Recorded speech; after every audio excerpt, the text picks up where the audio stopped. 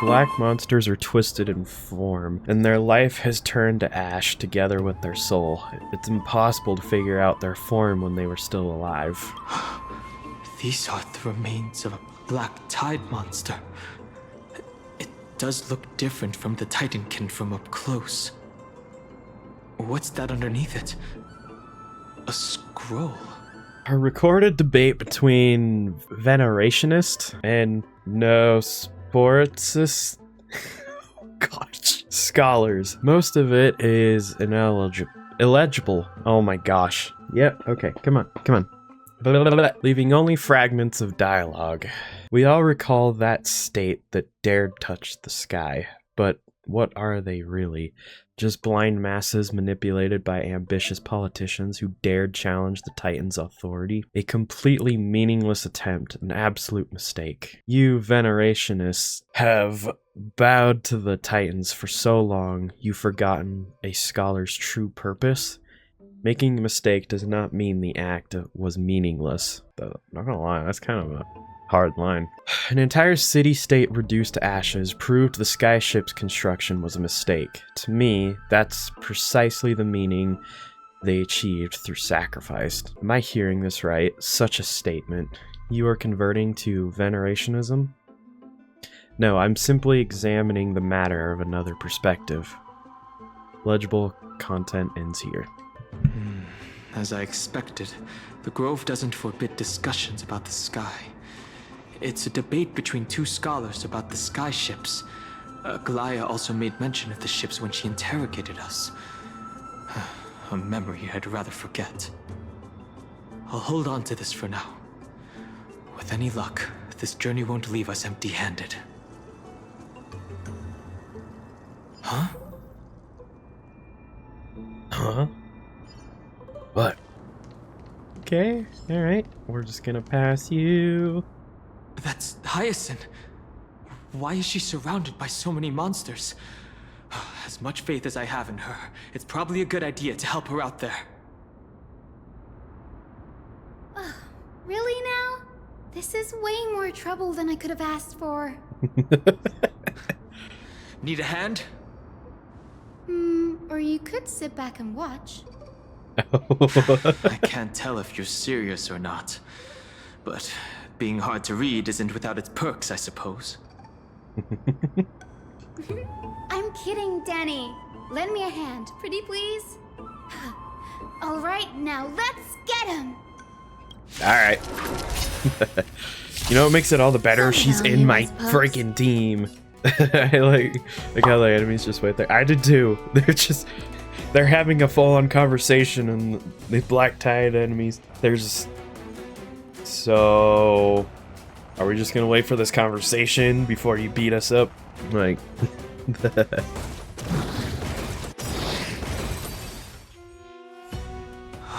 This place is practically in ruins. What happened? There shouldn't be this many monsters here.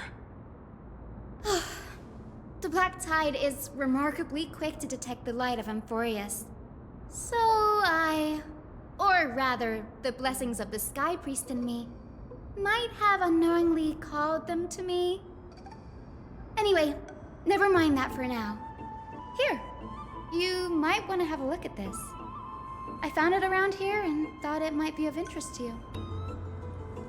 well then, enlighten me.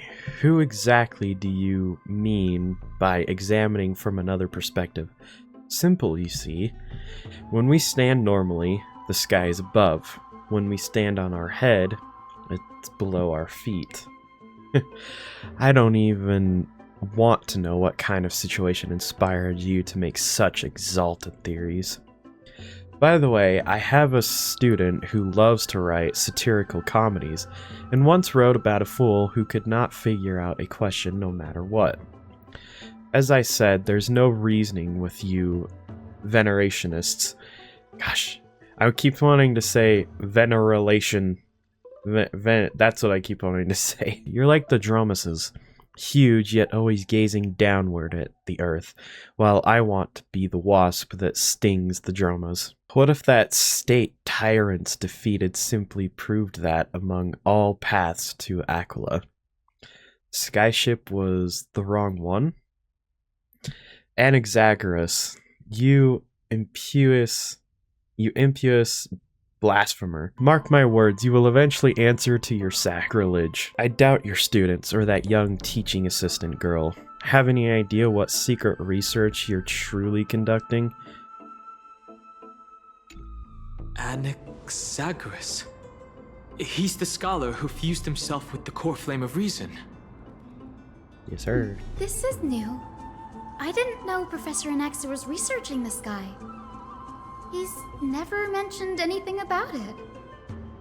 Finan said Anaxa might be opposed to the flame chase journey. Might is an understatement. Anaxa has never been one to venerate the gods, nor has he ever found it within himself to put any faith in the prophecy. People have come to think of him as a heretic, even in a place as liberal as the Grove. Yet, it is also this very blasphemer that Circe's favors. Fate sure works in mysterious ways. I picked up a scroll on my way here too. It looks like it may be related to the one you're holding. Oh? Let me have a look.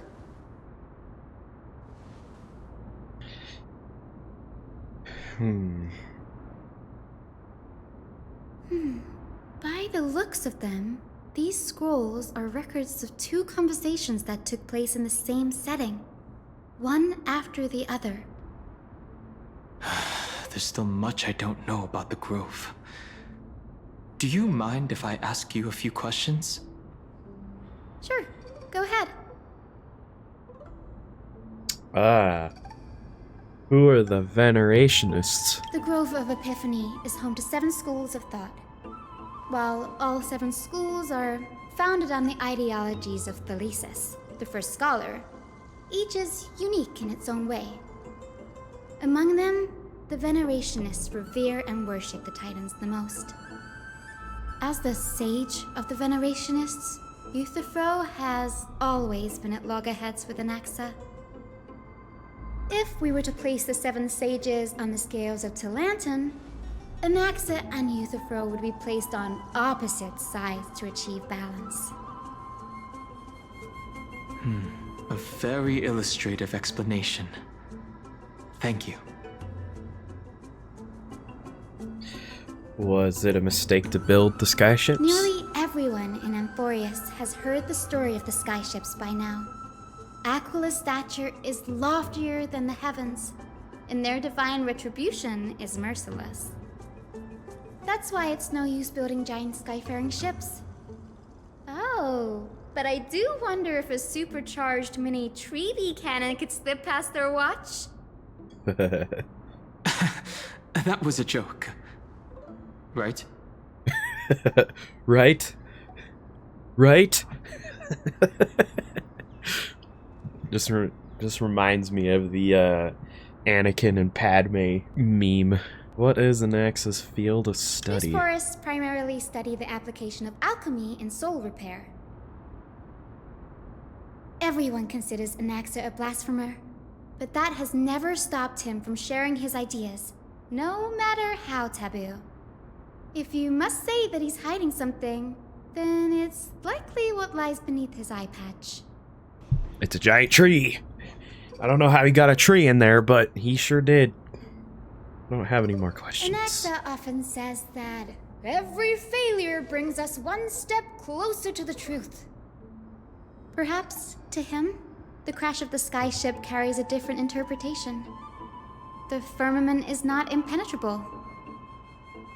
On the contrary, it was precisely because the skyship represented the first step toward breaking free from the shackles of the earth that it provoked the wrath of the Sky Titan and brought divine punishment upon itself. It's a shame that the majority of the Grove's research on Aquila was headed by the Venerationists, with sacrificial rituals making up a predominant part of their findings. discourse about more esoteric subject matters in relation to Aquila dwindled even further after the skyship incident. So much so that even the scroll is completely new to me. Don't worry about it.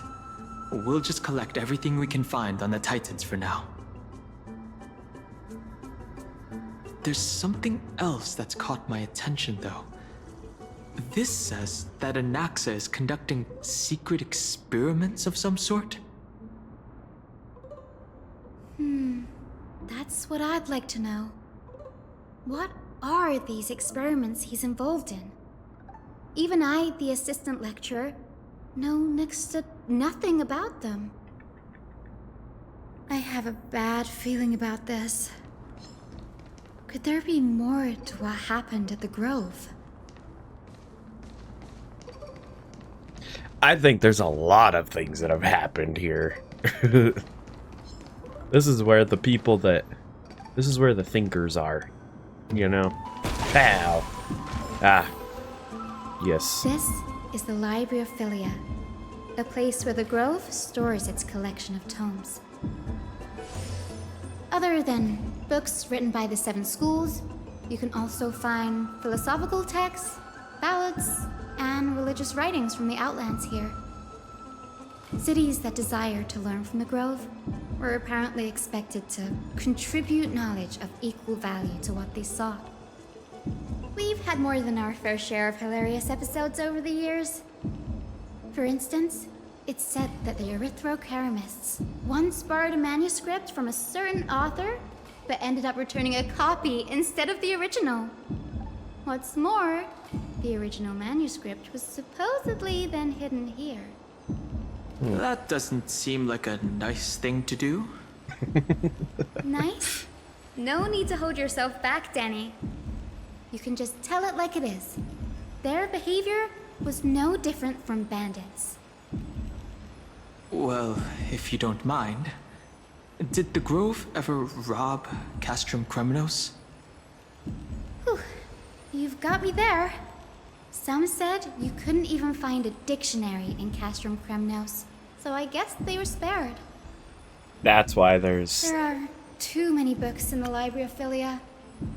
Flipping through them all will take too long. Why don't we use the Biblioslate to search for the texts we need? We can bring them back to Occama for reading after that.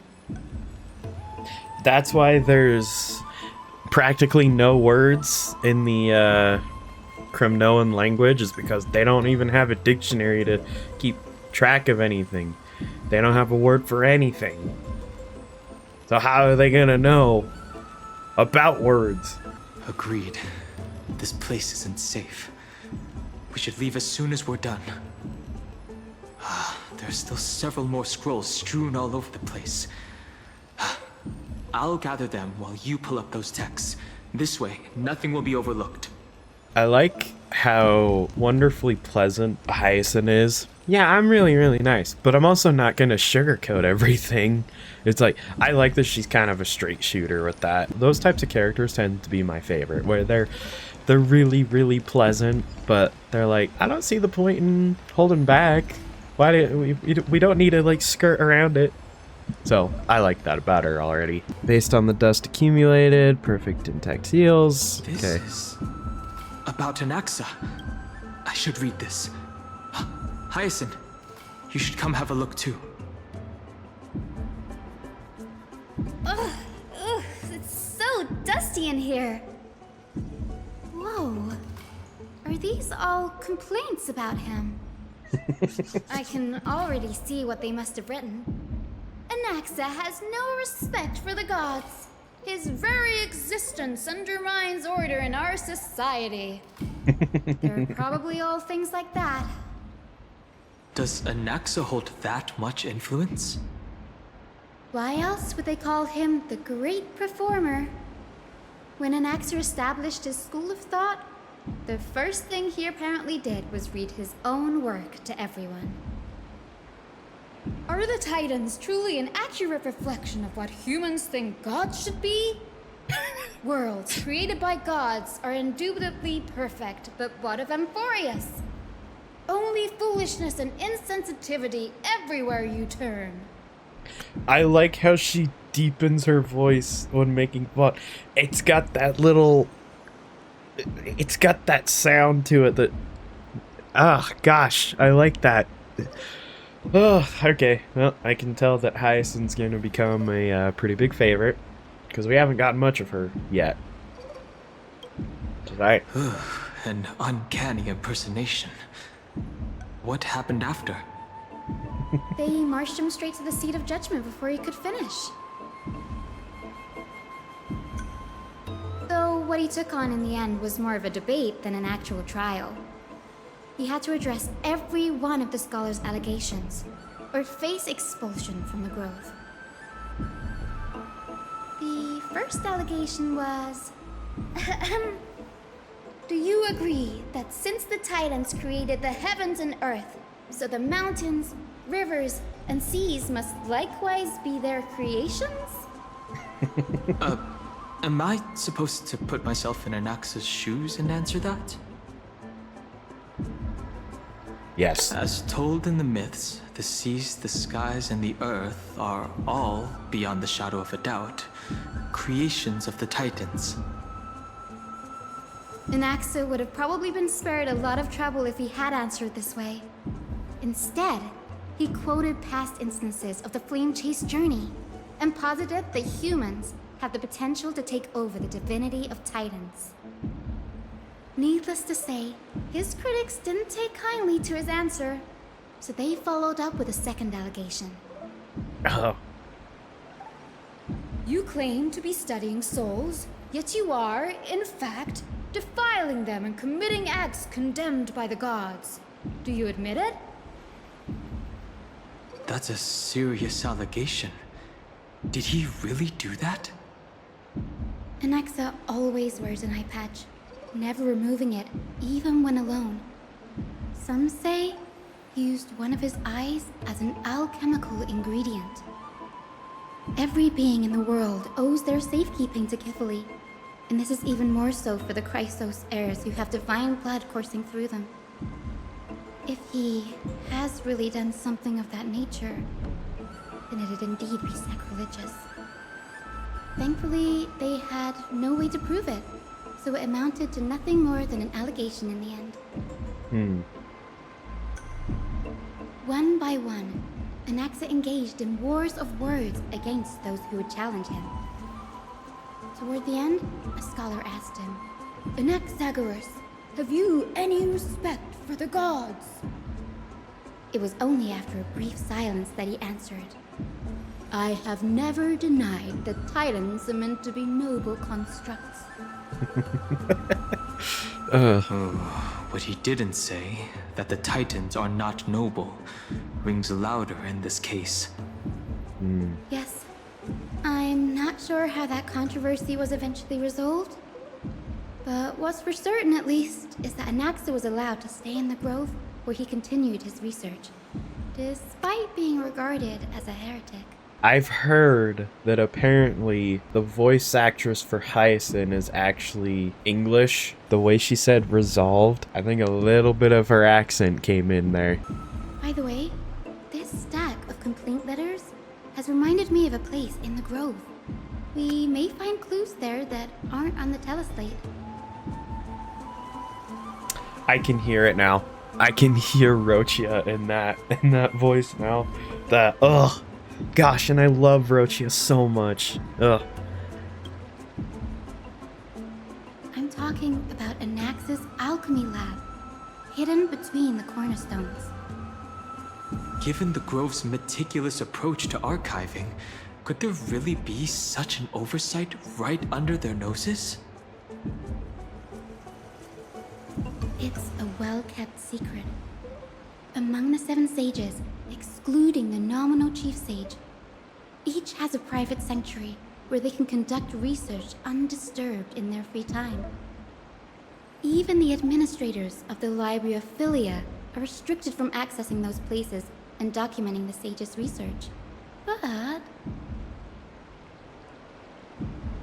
with the Grove in this state, I'm sure Anaxa won't be mad even if we sneak into the lab for a short while. Right? These trees, they're like a maze. This is the place, but where is everything? Materials for alchemical experiments, matrix diagrams, and even the seal to the lab. They're all gone. Did the Black Tide destroy it all? No wonder we didn't see any defense mechanisms along the way. Have you ever been here before? No, not even close. Not only are alchemy experiments high-risk activities, but Professor Anaxa also has a penchant for using bizarre materials.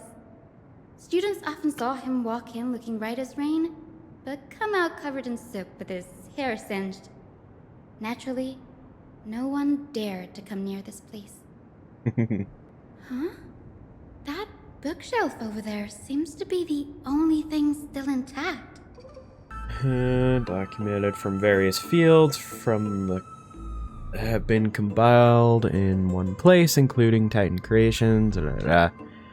Most of the materials look to be within the research domain of the Nosporus school of thought. However, a document titled "A Study in the Chrysoceres Background" is mixed within. Hold on. The Holy Maiden of Yanisopolis, Tribi, Trian, and Trinan, descendants of the Holy Maiden from the Temple of the Three Fates. Goldweaver Aglaya of Akma, from the Nestia priestly family. The Prince of Castrum Kremnos, Hyacinth of the Twilight Courtyard. All of their ancestry have varying degrees of connection to the Divine Titans or their divine authorities. Does the gold blood come from the heritage of priest families or royal bloodlines? I myself show no connection.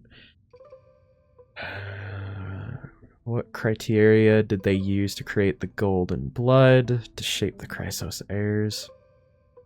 Yet Casterus, the servant of death from Idonia, I think that's how you say it, her lineage is neither Titan priest nor demigod, but she has walked the earth for at least a millennium, with the power to grant death to humans. Where did this power come from? Another text speaks of the dragon legends of Styxia. The alchemical extraction of soul ripped from the dragon corpse is intriguing. Dragons appear to be the Titan's creations. Perhaps there's a way to reverse the process using alchemy to refuse human souls, with the Titan creations increasing the purity and divinity of golden blood toward the absolute. This theory must be tested, experiments to be arranged. What's going on? Anaxa is conducting research on our friends in Alchema and me? This journal contains several intriguing points. From the Abyss of Fate to Castrum Kremnos, I've seen many a Titan creation during my time in Amphoreus. Life forms created by Circes can also be found in the Grove. But fusing them with human souls through alchemical means? I can't even begin to imagine. The Chrysos heirs. Anaxa seems to hold special interest in the divinity coursing through the Chrysos heirs' veins, and has even conducted a thorough investigation into the heroes' backgrounds. It wouldn't have been so strange if he had focused only on Cassie, given her own curiosity about her origins. Plus, considering that the Nosporus have crafted omnipotent medicines capable of curing diseases, it also makes sense that he would conduct research on immortal Chrysos heirs. But now, it seems Anaxa's objective was never to create medicine, but to identify the origin of the golden blood and figure out its inner workings. Through alchemy, Anaxa aims to refine the golden blood in the Chrysos heirs to a degree of purity equal to divinity. This must be what he means by close to true purity. But treating both Titan creations and the human body as materials to be used in alchemy experiments? That's rather extreme. Honey, look at this. I have a bad feeling about this. The previous approach has flaws. Fusing human souls with Titan creations does not purify golden blood. Even pure Titan creations are contaminants to the Chrysos heir's golden blood. Soul fusion between humans and creations merely repairs impurities of the soul or maintains a connection to dying souls. While creation myths tell us that the Chrysos heirs and other creations were all made by Titans, their nature differs fundamentally. The Titans' creations are no intermediate product of an alchemical. Gosh, I hate reading his notes. They make me tongue-tied worse than ever. And the Chrysos heirs are closer to the Titans than the creations. In other words, I should not have considered Titan creations equal to Chrysos heirs. The hypothesis I should have focused on is the one pointed towards the Titans themselves. Oh, okay. No. My biggest fear. It's come true. After going through his notes, I think I can piece it all together now. Yeah. Anaxa was carrying out experiments on soul transmutation. Do you mean he's trying to reconstruct human souls alchemically? Yes, this is what he was secretly conducting research on. Something he had to keep hidden from others. Compared to his public speeches, this is the real blasphemy. I just thought of something. What's wrong? Do you remember when the Black Tide was approaching? The Grove had planned to send Circe's core flame to a safe place. But an accident happened along the way, and Anaxa lost his life in the process? But Circe took over his body and resurrected him, which led us to the situation we're in now. That's right. But what if Professor Anaxa's fusion with the core flame of reason wasn't an accident? What do you mean? Put yourself in his shoes. Knowing that the Black Tide was closing in and your time was running out, what would you have done? Trying it on himself. He did it to himself. I put my theories to the test, no matter the cost. Exactly. When the Black Tide came, the true reason Anaxa headed to the Luminary Throne was to transmute and fuse himself with the Titan's core flame. Did he succeed? No. Judging from how he reacted after the event, the results came as a surprise. Maybe he failed to consider the possibility that Circe would make a similar decision. The manuscripts detailing all the alchemical formulae have been taken away. His research is still ongoing. Could he have taken them for other purposes? Like what? There's only one Titan left in the world now. No. No way. To conceive an entity of perfection, one must first understand the principles of creation. If Anaxa is in Akama now, then that means he's after Kepfali. Crap.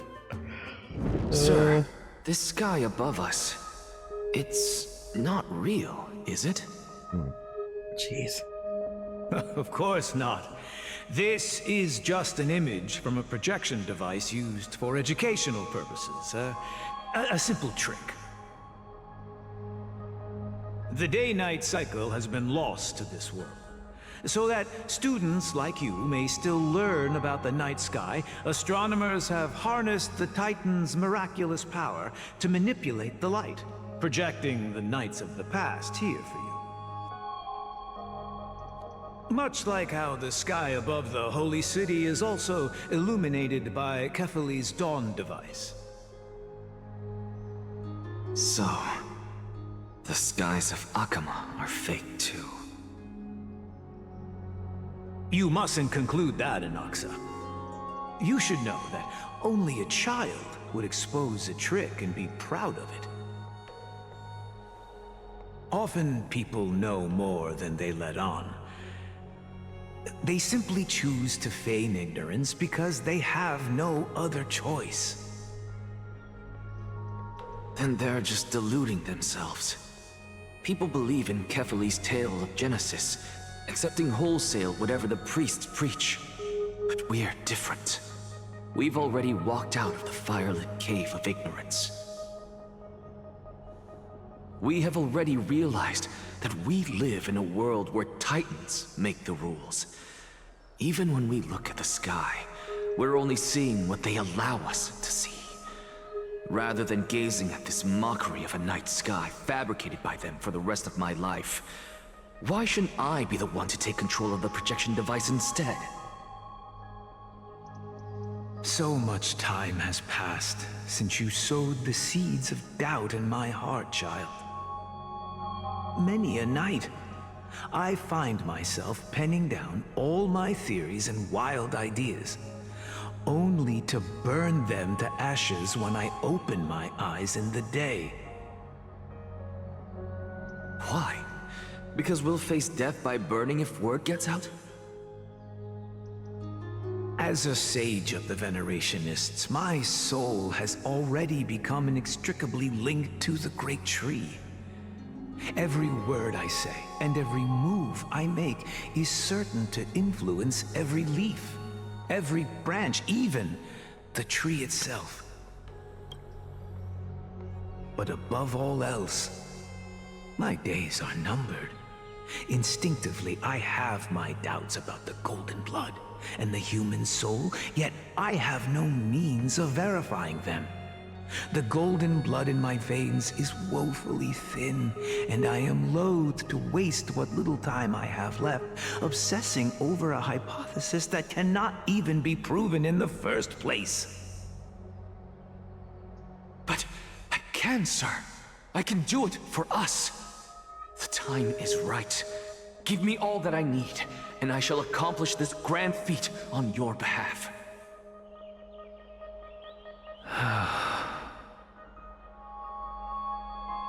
You're right. I shall do just that. In the next meeting of the sages, I will spare no efforts fighting for the rights you deserve. Go. Establish your own school of thought. Find out what we are. Become the one who conquers the ultimate truths of the world. Child of humanity. You didn't go to such lengths for an audience with Kefali. Just ask him a few questions, did you? Oh boy. Here we go.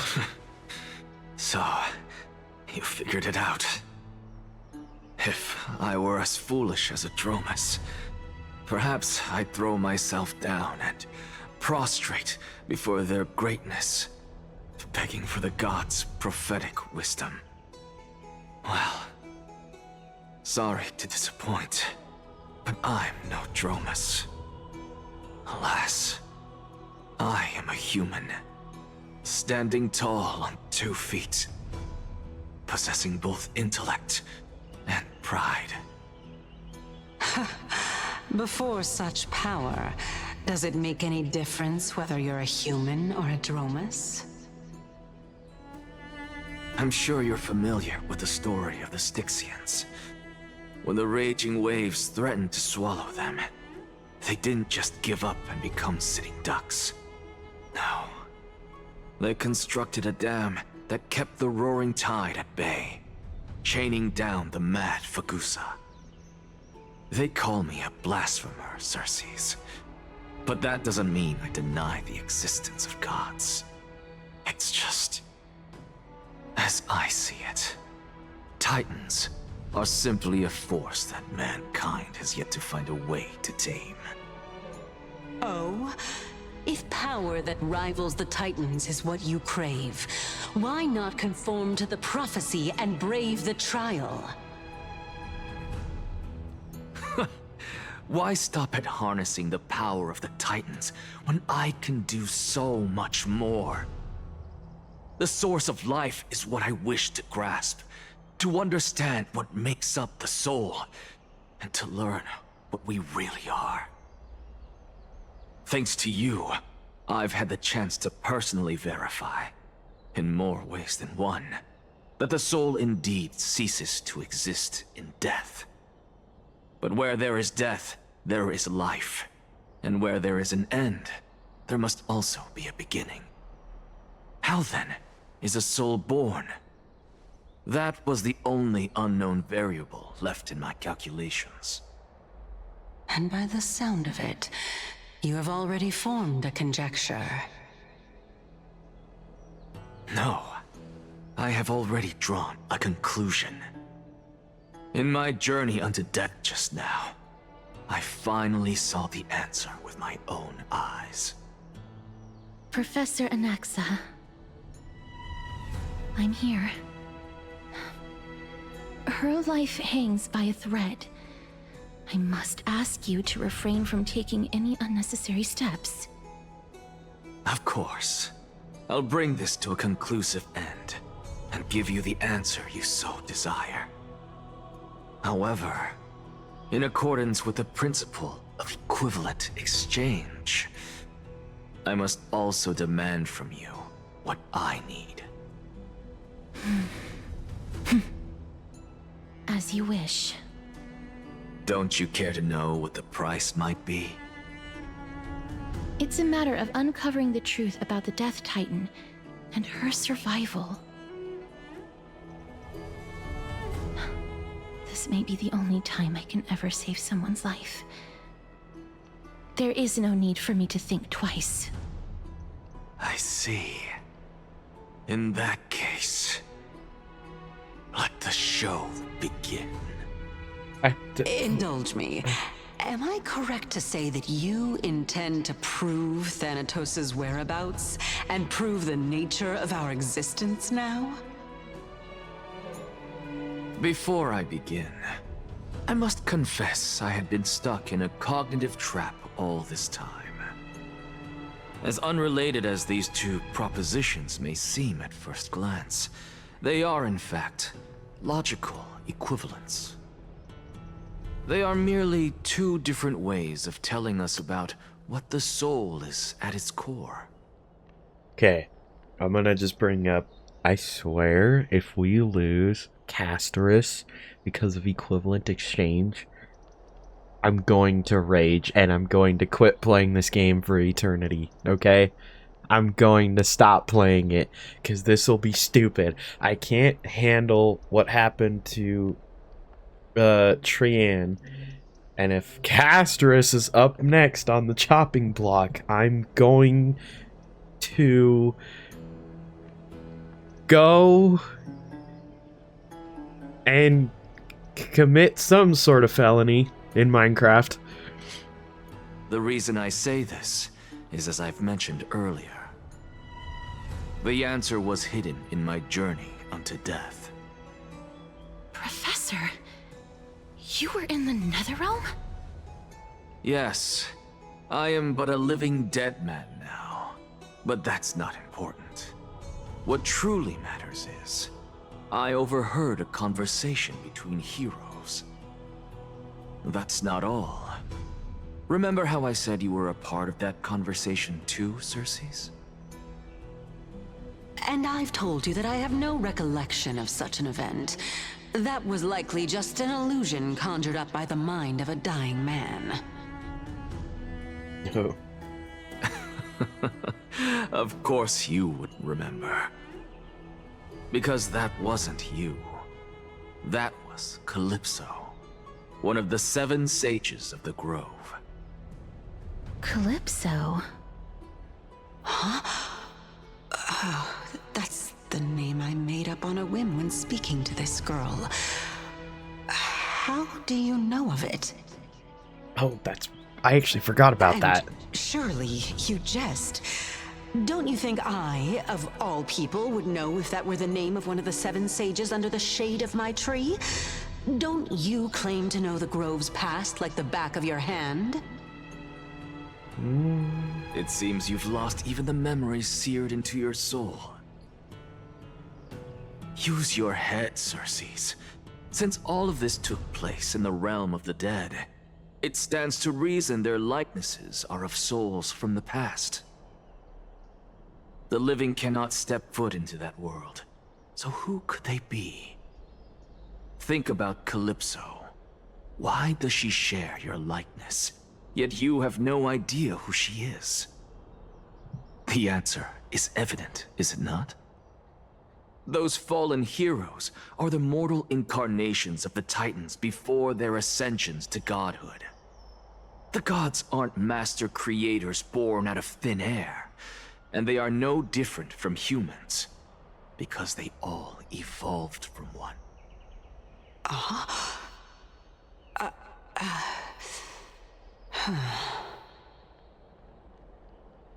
Does this answer disappoint you?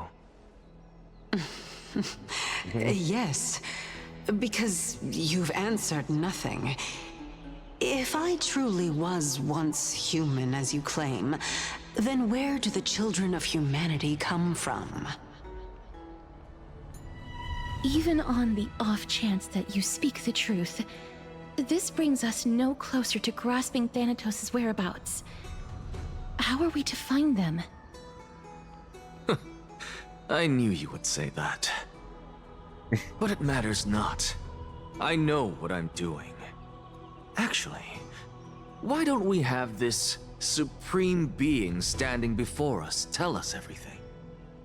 You can revive a Titan? Humans cannot return from the dead. Neither can gods. But all we need to do is look at this from a different perspective, and the problem will resolve itself. The solution is simple. Just like what you did to me. If I'm reborn as Kefali, I can rebuild the world and all within it as they once did. Simple, is it not? I'm not gonna lie, I'm not saying a whole lot right now because I'm a little speechless at this man. That he's just laying it all down on the line right now, and that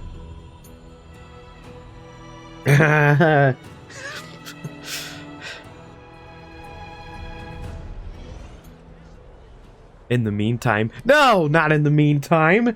I have news from Hyacinth and Dan Heng. Anaxa might be trying to do something with Kefali's divine body. Kefali? But what could Anaxa want?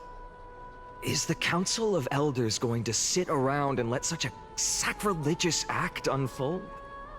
That is not possible.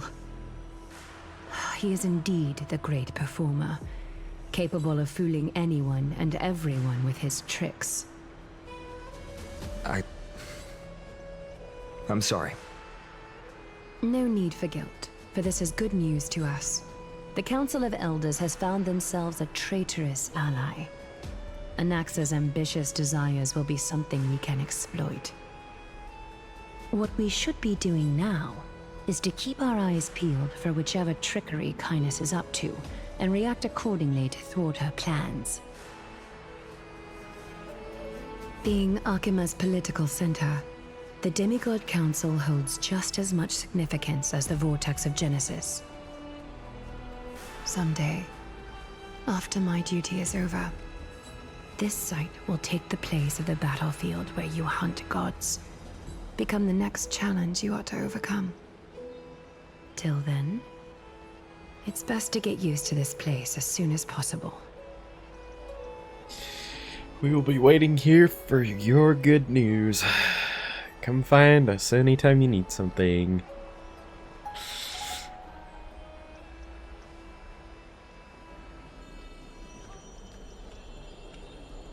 Preposterous!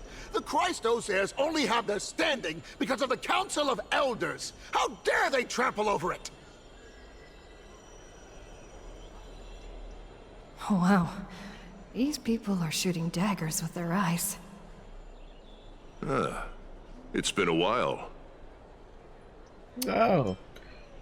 Hello, Oleg of Amphoreus. What is that supposed to mean? I'm sorry. Is this really the sort of person that the young lord praised as a ferocious warrior? I'm sorry, it was a joke. You don't know me very well. You'll get used to it. It has indeed been some time, Lord Krateros.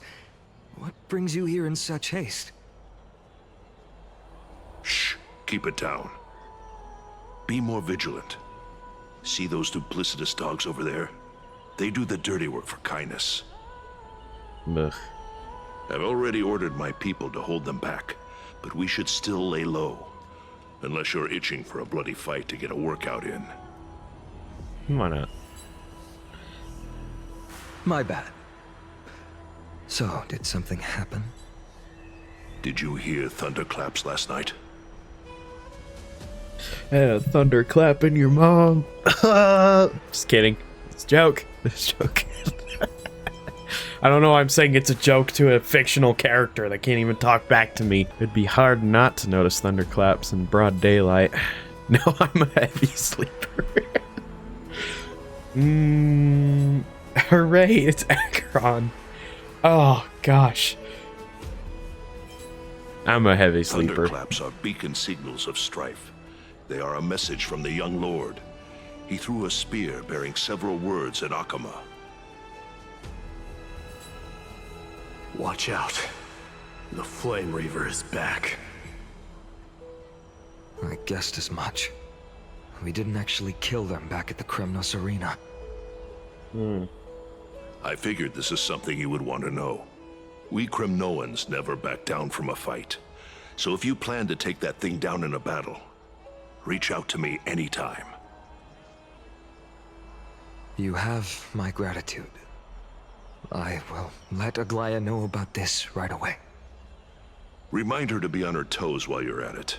That vicious kindness has been unusually active lately. Yeah, I know. Those lackeys she keeps under cover have been going in and out of the city a lot more frequently these days. Some even seem to be getting Kremnoans to defect to the council.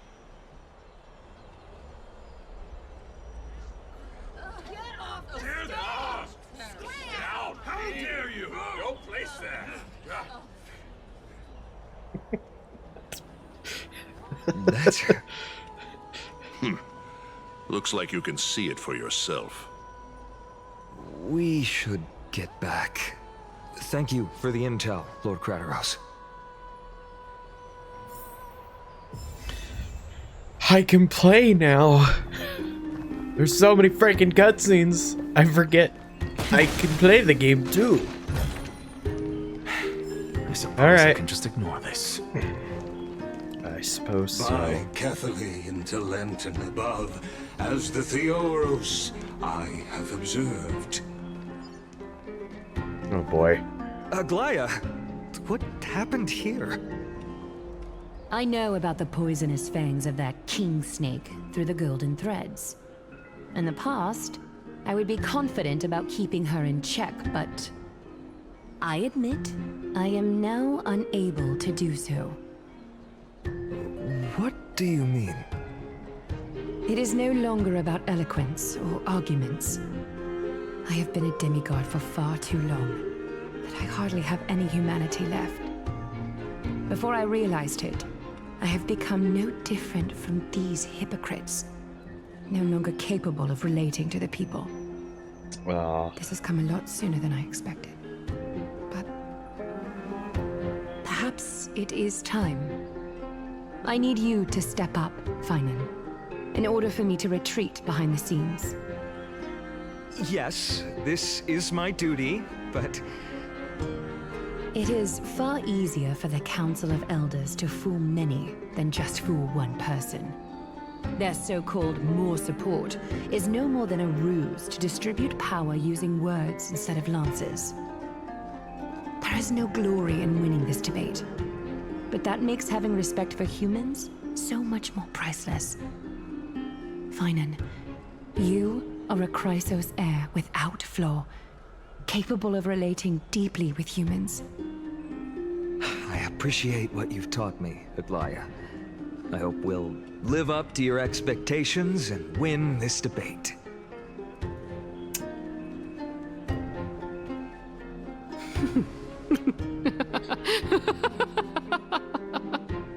Oh, brother. I was gonna say something, but I'll wait. Oh, you've done well, Lord Calictus.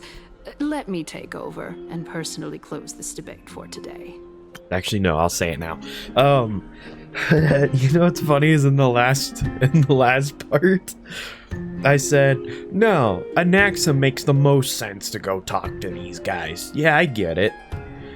And now and I said how nobody else would really make a whole lot of sense because he has the most sass to go against her and at least be agreeable in a weird way.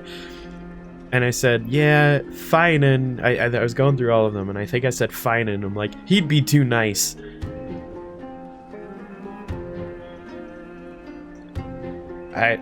I'm eating those words in this part right now, live on stream. Dearest counselors, let it be known that I sorely miss the blissful times portrayed in lyrical poems. Back then, Amphoreus was home to nearly 1,000 cities, each with their own local faith, while gods walked the earth and shared close bonds with humans. Yet, in the present, people from all over are forced to leave their homeland to seek refuge in the holy city, where they hope to rest under Kefali's protection. All of us have long been in the same boat with no way out of this plight. We didn't have a choice in the past, but now the Council of Elders brings to the table a new possibility. All I have left is one question for you. Would you rather strive toward the unheard of Era Nova, or return to the prosperous Era Chrysia of our past? Make your choice. Now, which of the two would lead mortals to an ideal future? No hesitation. I stand by Era Nova. Yeah. Era Nova is a path of salvation the gods promised. Oh dang, she's talking. You should not have doubts in the fleeing chase journey. I'm talking. We all know that Era Chrysia is a thing of the past, Lady Kindness. Please, enlighten me. How does the Council of Elders plan to turn back time? Let the three Titans of Calamity be born, and Era Chrysia is nevermore. But bring demise to those Titans, and Era Chrysia will descend upon us again.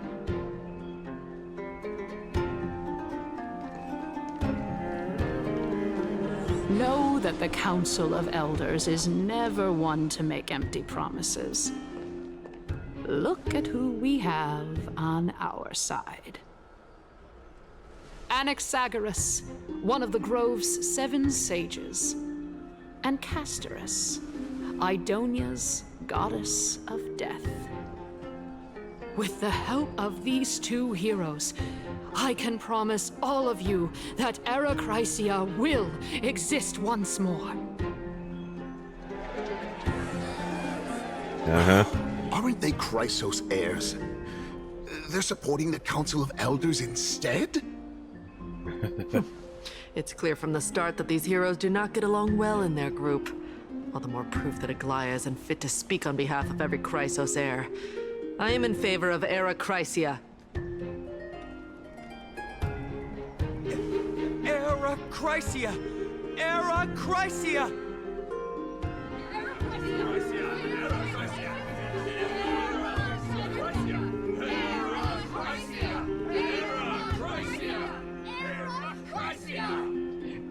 Chrysia!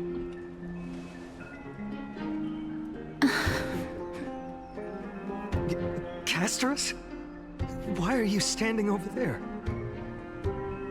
You It's for good reason. arrived, Anaxa. So have you, Cass. No, I don't worry, believe. Glaya. Well, I know that you have many queries. Could you continue to converse like how the citizens normally do? Tell me, dear citizens, if we successfully retrieve and return Thanatos' core flame without anyone passing the Death Titan's trial, what would happen next? The answer is simple. We will have a chance to rid the world of death and bring Amphoreus back to an era when all beings live forever. We'll usher in a new future that will be entirely different from the flame chase journey. I don't.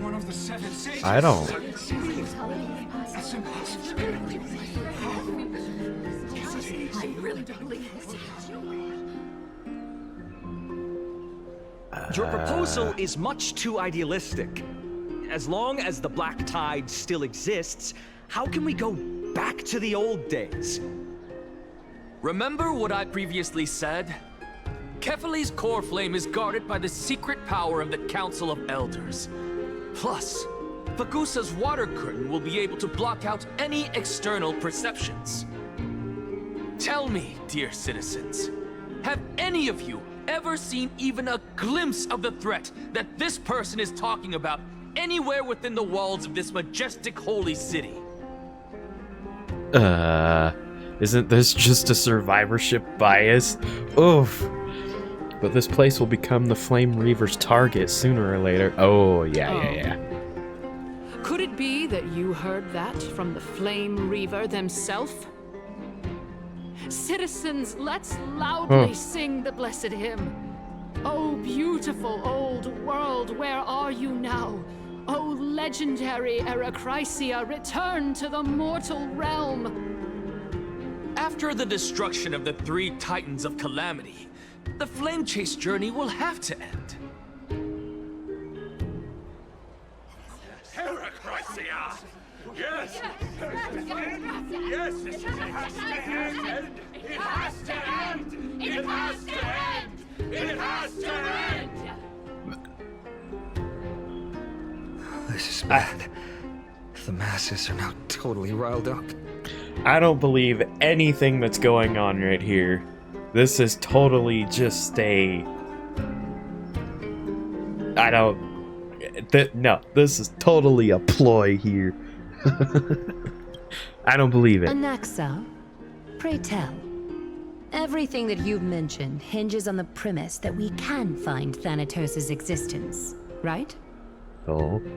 Thank you, Lady Aglaya, for still caring about this city.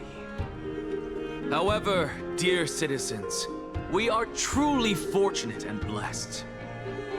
For Castorus, Idonia's goddess of death, will surely find Thanatos under my guidance. What?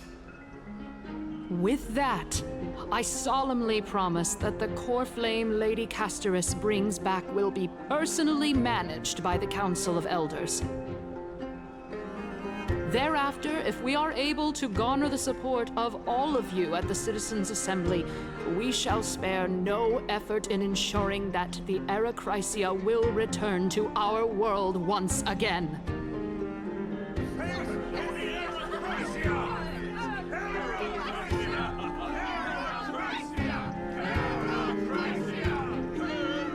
Okay. I mean, I know. With the balance shattered, the result is clear. By Kefali and Talent and above, as the Theoros I have observed. Akama has chosen her destiny.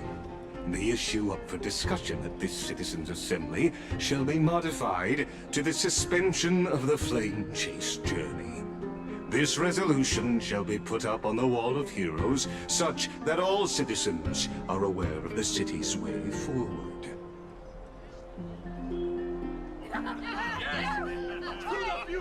I mean, we know that Anaxa is getting close to Kefali here, but Aglaya, dear Aglaya, what has caused your heart to soften? You also don't seem to be as quick-witted as before. Wag your tongue as much as you like. Since the flame chase journey has been preordained by the prophecy, our failure has never been on the cards. Well then, I guess we'll find out if that's true at the Citizens' Assembly.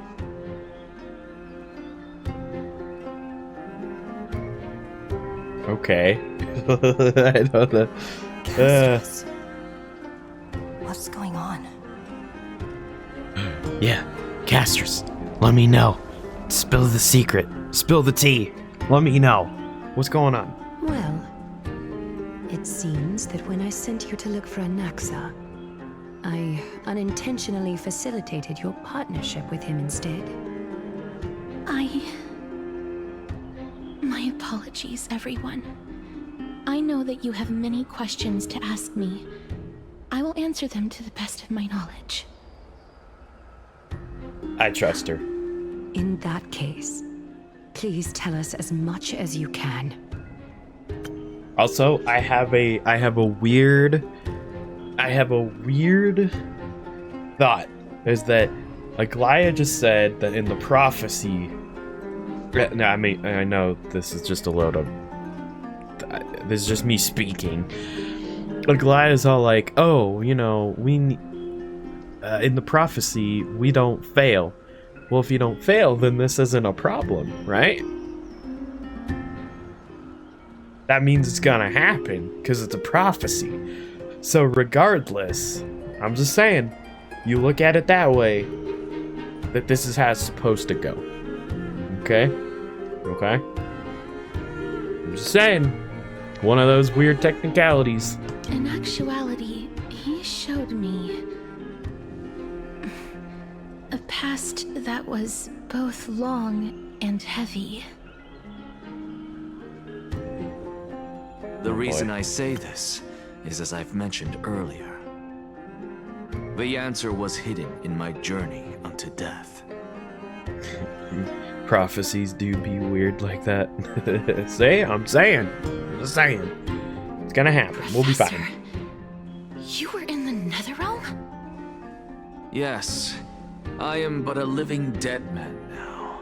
But that's not important. What truly matters is, I overheard a conversation between heroes.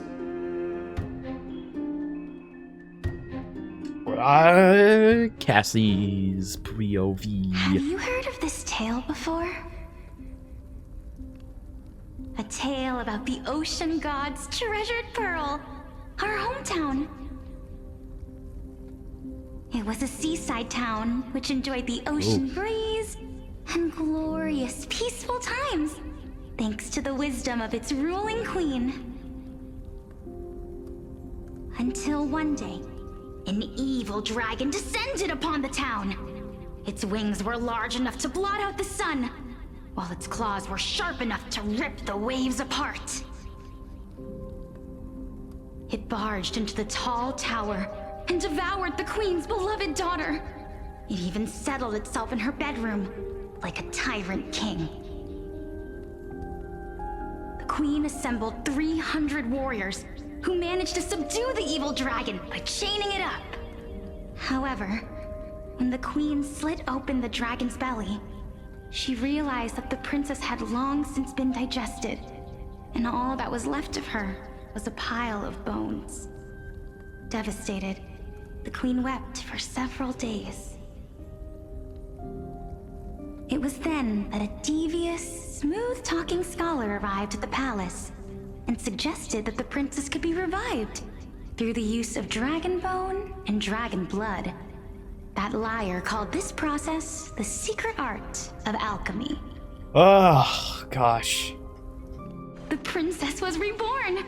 The queen was overjoyed, blissfully unaware that the evil dragon's soul still lurked within the princess's body. As revenge, The evil dragon swallowed the poor queen, the glib liar, the courageous warriors, and all of the town's innocent civilians in a single gulp. Oh, okay. Worse still, the souls of the deceased refused entry to the Netherrealm because they were filled with regret. Forced to roam the mortal realm, these resentful souls ultimately converged into a river of souls that would not retreat for a long time. The terrifying death had consumed all. Thereafter, our hometown fell into ruin as well. Until... Until?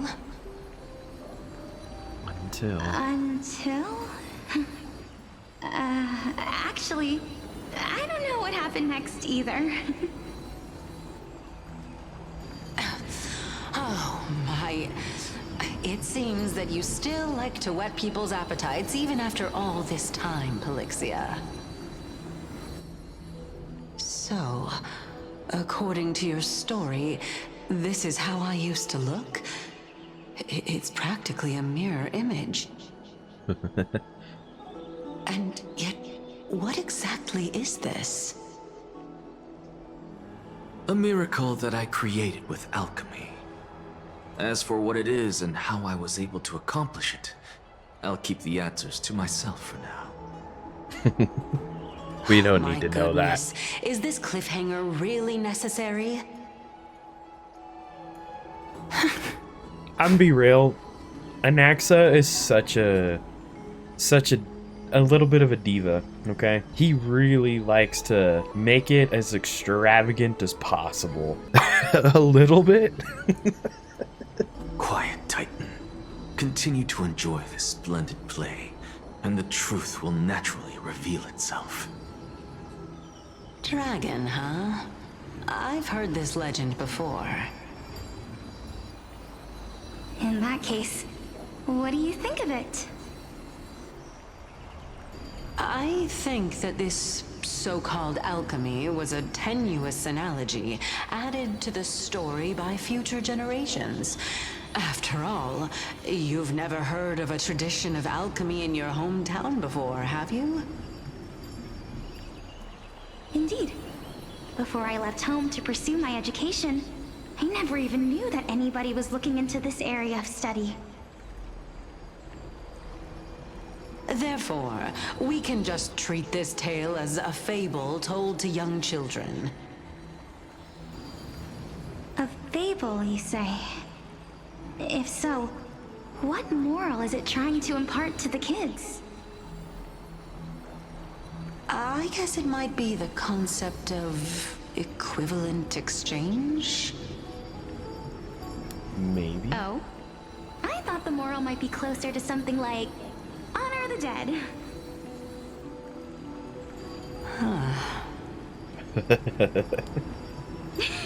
What? At a loss for words?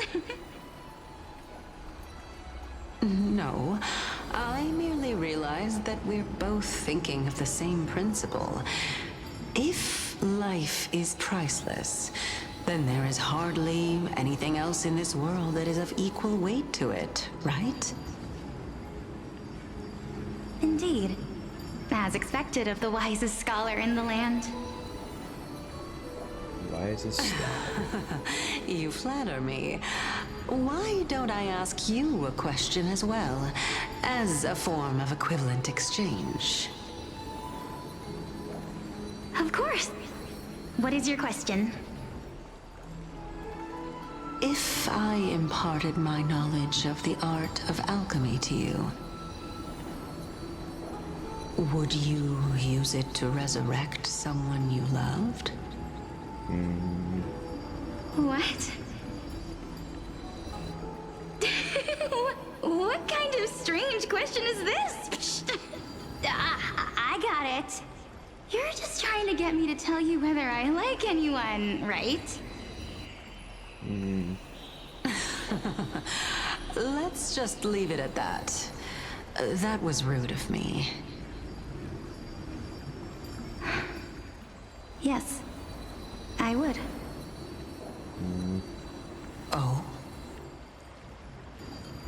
Death is inevitable.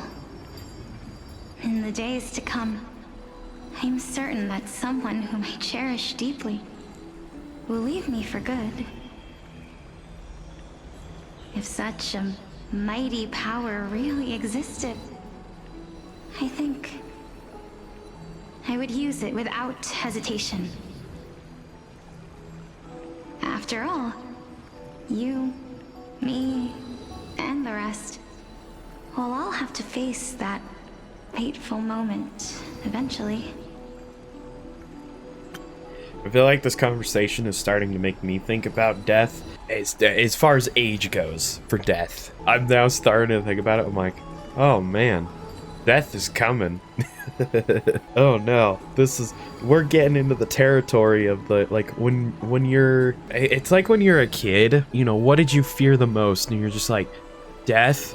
When you started learning about the concept of death, you're just like, oh no, your whole world just comes crashing down. I'm like, I'm gonna die someday, oh no. And now I'm like, I think a bear is pretty scary. Like, but now this conversation is now making me think like, oh no, death is coming. I'm reliving my childhood days of, oh no, death. Oh, that was the end of the conversation. Well, okay. My time is finally here. However, perhaps because of my firm belief in the immeasurable value of life, I am unable to complete the trial. You shall wither, and through that, the dead will sprout again from the remains and be reborn with the dead flame. It is a pity that fate is such a cruel mistress. Is there no other way of interpreting those words? I'm afraid that the meaning is clear. Between my sister and me, one must pay the price. Our trial can only be completed when the one chosen sacrifices her life.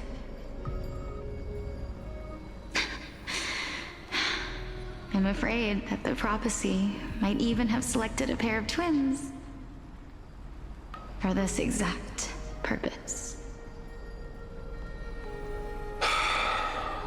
Fortune makes fools of us all. My sister is prepared to sacrifice herself. And yet, I can't do the same. How absurd. My time is almost up, but I'm still afraid to welcome death. What should we do? If I'm ultimately not able to make up my mind...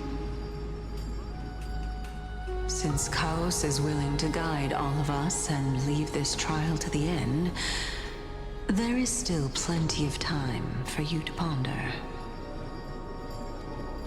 That's right.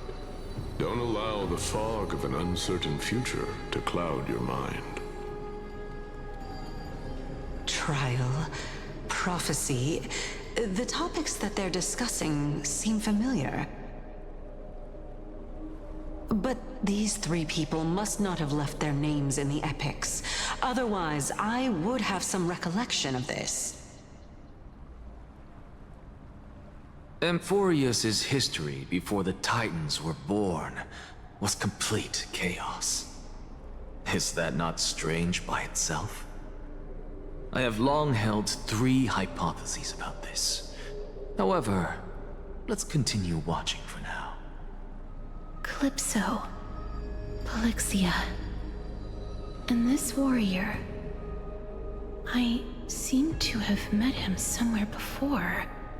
It's nice. Regarding this matter,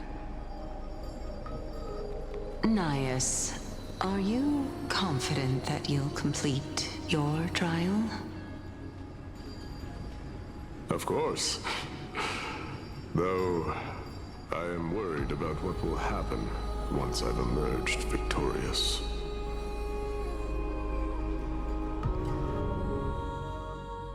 Oh, we're getting into the deep end here.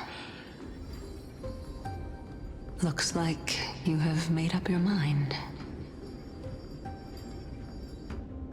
Yes, this is the safest course of action. Completely separating courage, honor, tenacity, sacrifice, and reason. You really know how to make things difficult.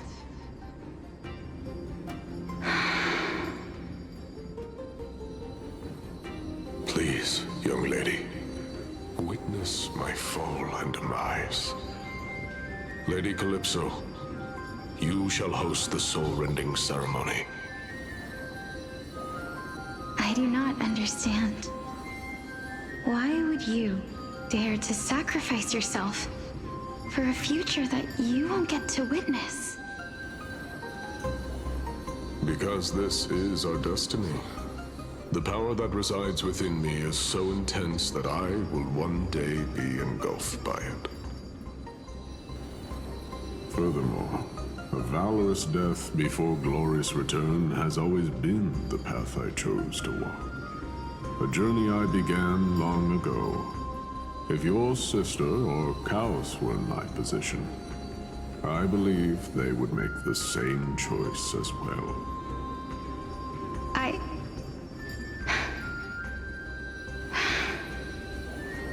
I'm not that brave.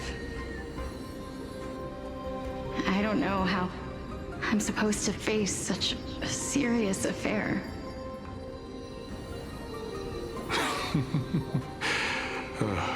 Despite being Death's chosen one, it seems you still don't know how to face it.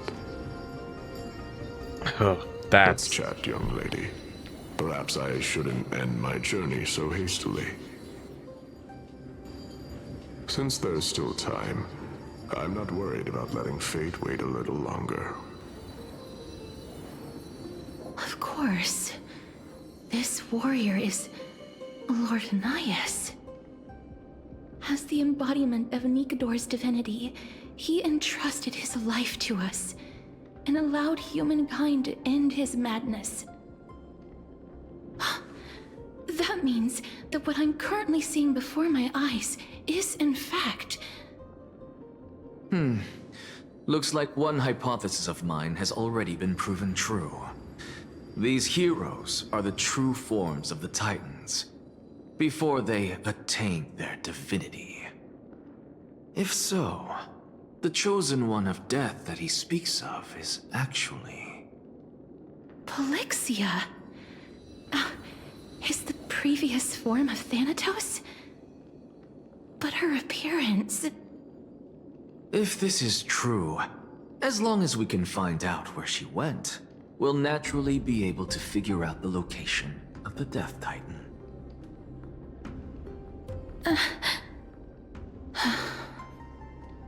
But before that, we first need to witness what ultimately happened to Lord Anaxas.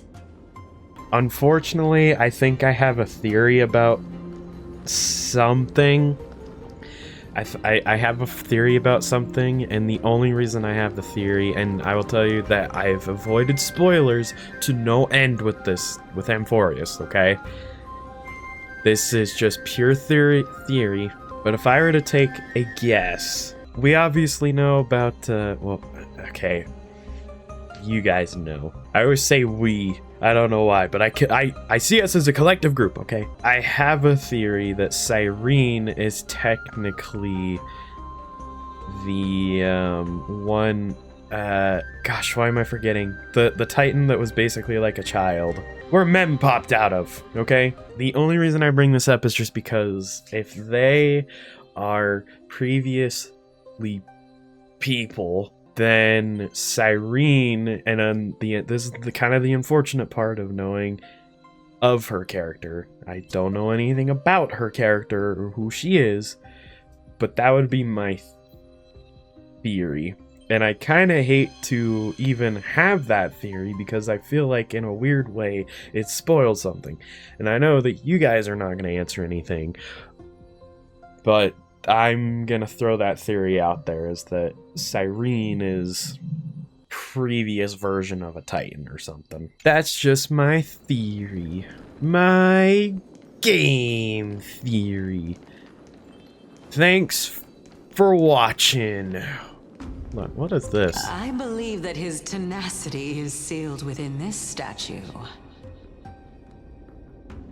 Before we fought Nikador, we also released it from the stone statue.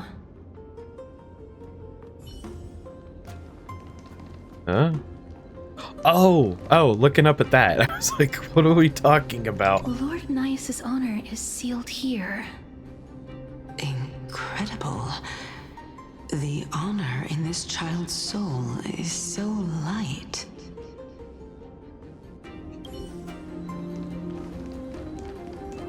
Nikador's courage is a testament that they have never once retreated from a battle. I've heard that these words are still engraved in Castrum Kremnos even today. It didn't occur to me that they were actually part of an alchemical formula. What's sad is I really badly want to ask your guys' opinion on that theory, but the problem is that you can't answer it. You legit can't answer it. You can only pull crap like you're pulling in the chat right now. To be fair, I don't think it's as big of a spoiler as Firefly.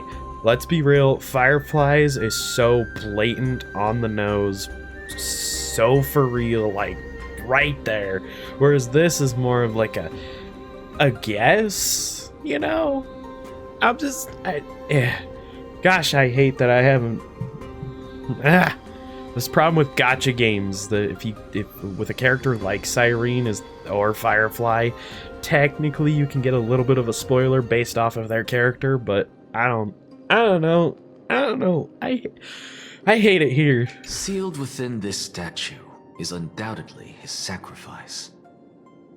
They use their own body as our city walls, keeping out and protecting us from the pervasive spread of madness. They are acutely aware that if the end times were to arrive, there would be nothing left in this world to conquer. Spoilers, after this, the game ends. No, it doesn't. No, it doesn't. You know why? Money. Money is what is keeping this game going. On a legit note, I'm really curious, for gacha games, when would it ever end? Because the thing is, these are money makers. You could just keep going and going and going and going. You can make money off of these, so where do you stop? Where does it end? Where does it actually end? It's very different to know that a character named Cyrene exists. That's why I say it's like one thing to know of a character and then guess a character. Now, like for example, actually here's a great example, something that I don't think I actually got spoiled on, is that technically I knew that Fugue existed. I knew that she existed. However, I didn't expect that it was Ting Yun. That's where I think it actually can be a little different. Whereas Firefly, I think, was a little more directed, just because you got two characters. But Fugue and Ting Yun, I didn't think anything of that, and yet they look like the same person.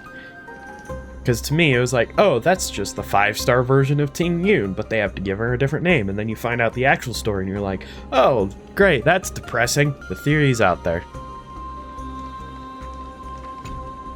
Honor, courage, tenacity, sacrifice. And finally, the only thing that remains is reason. Reason. Cheer up, young lady. There is no need to shed tears over a glorious death. All farewells in this world are sorrowful, Lord Nias. That's interesting, different points of view there. Because you have him who, it's like death. gosh, I kind of like this dynamic here, because you have death for him being like, that's the big moment. Your death is, I'll say, what defines you, is what you're remembered by. To him, journey isn't quite as important as the end, pretty much. But for her, it's like she fears the end, but enjoys everything prior to it. So it's interesting to see these two on opposite sides, and in a weird way, he's being very comforting to her, which is, gosh, that's an interesting way of looking at it. No, young lady. As a warrior, I have witnessed too many bitter deaths. But now, all I feel is peace. I did not know until this moment that mortals could live their lives in such a way. Although only a sliver of your soul remains, you remain so optimistic. Or maybe the truth is that you aren't able to feel sorrow anymore. To be honest, I don't know either. But I am certain of one thing. This is not an acceptance of death nor apathy toward it. It's not even a feeling of despair. I am just enjoying what remains of my life to the fullest. Enjoying? Indeed. Along this journey that we've taken together, not only have I changed the world, I myself have also changed in the process. And now I have reached the journey's end. When I look back and see the grand epic that I've personally written, how could I not revel in that fact? Gosh. When you depart the mortal realm, won't all of your accomplishments be reduced to nothing? Separation and death are two sides of the same coin. Reconciling this doesn't come easily for a mortal.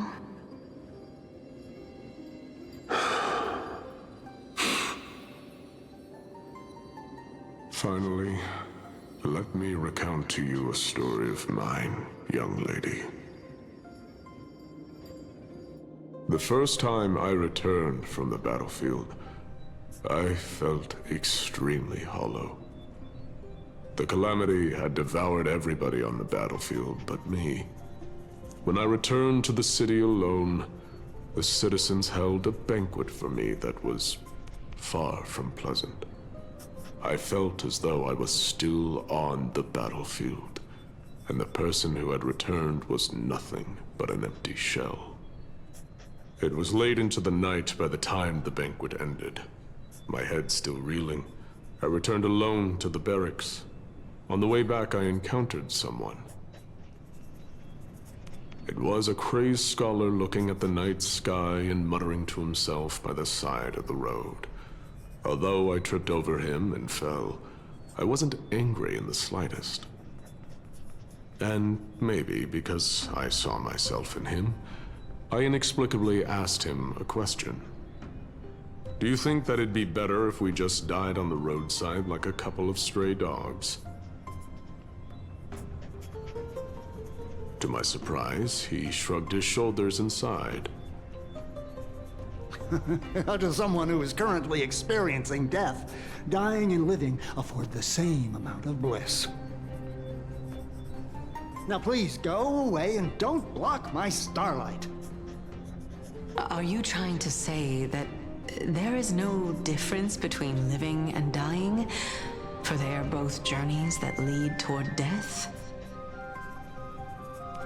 That's exactly what life is. And death is but a scale to measure how valuable the journey was.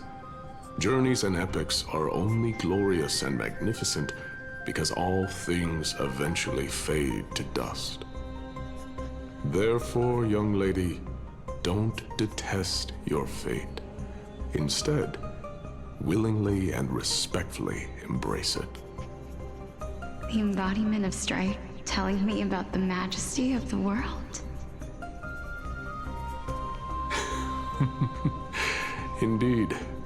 I believe that when the fated moment eventually arrives, you will be able to understand my words. It is time for me to knock on death's door. I will set up a long table at the end of the road and humbly await your arrival. When that moment finally comes, let us drink and be merry then.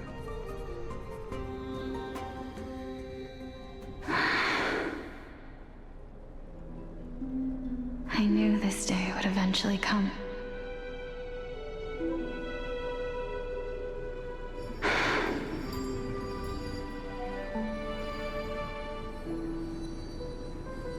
Are the both of you ready? Mm-hmm. Polixia. I'm here.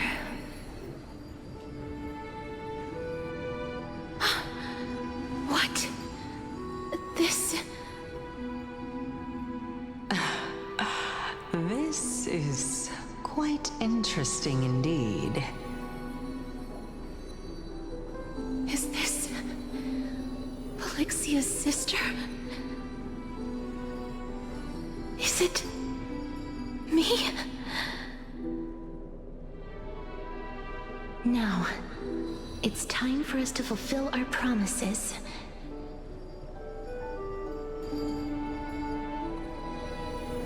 Are you afraid?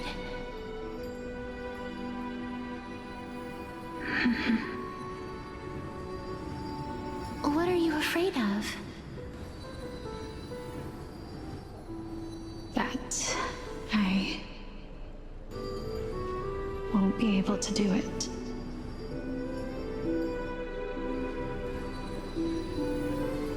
You shall wither, and through that, the dead will sprout again from the remains, and be reborn with the dead flame. As foretold in the prophecy, and according to our vows, once it all ends, we must face our fated moment head-on. Even if it was prophesized, do we have no say in the matter? It's so unfair. Why are we the only ones who are forced into mutual destruction? Let me do it, sister. Let me be death's sacrifice. I was never long for this world anyway. But you're different. I was the one who wasted your life after all.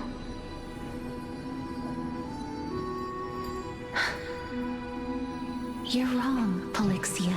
Oh my gosh. Okay. I don't think that my life was wasted. Just the opposite. When I finally arrived at this destination and looked back at the journey I took, I discovered that flowers had long since bloomed along the path I walked. It was you who sowed the seeds for this sea of flowers, one that is more beautiful than the promised land at the end of the world. Besides, I have lived a fulfilling life. Even though I was fated for sacrifice, none of the things that I've experienced will dissipate. Instead, they'll forever live on as memories inside your head. Will they not? How could my memories of you ever compare to the actual you? Well then, tell me. What exactly are we?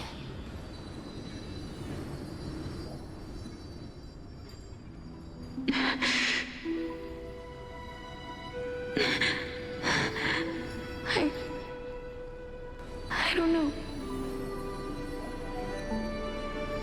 I don't know either.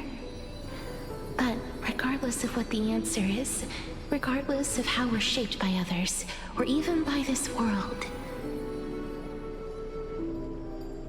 Ever since we were born, the fact that we existed was predestined, and nothing could erase it.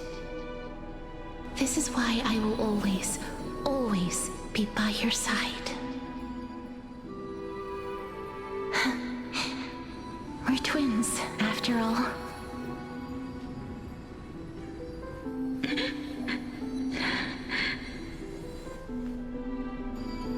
All right, my dear Polixia.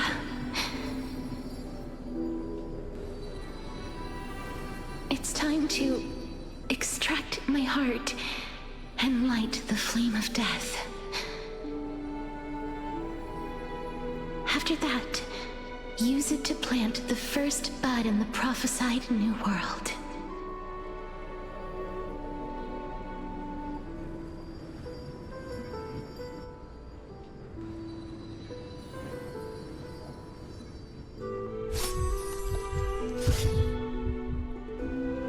If I imparted my knowledge of the art of alchemy to you, would you use it to resurrect someone you loved?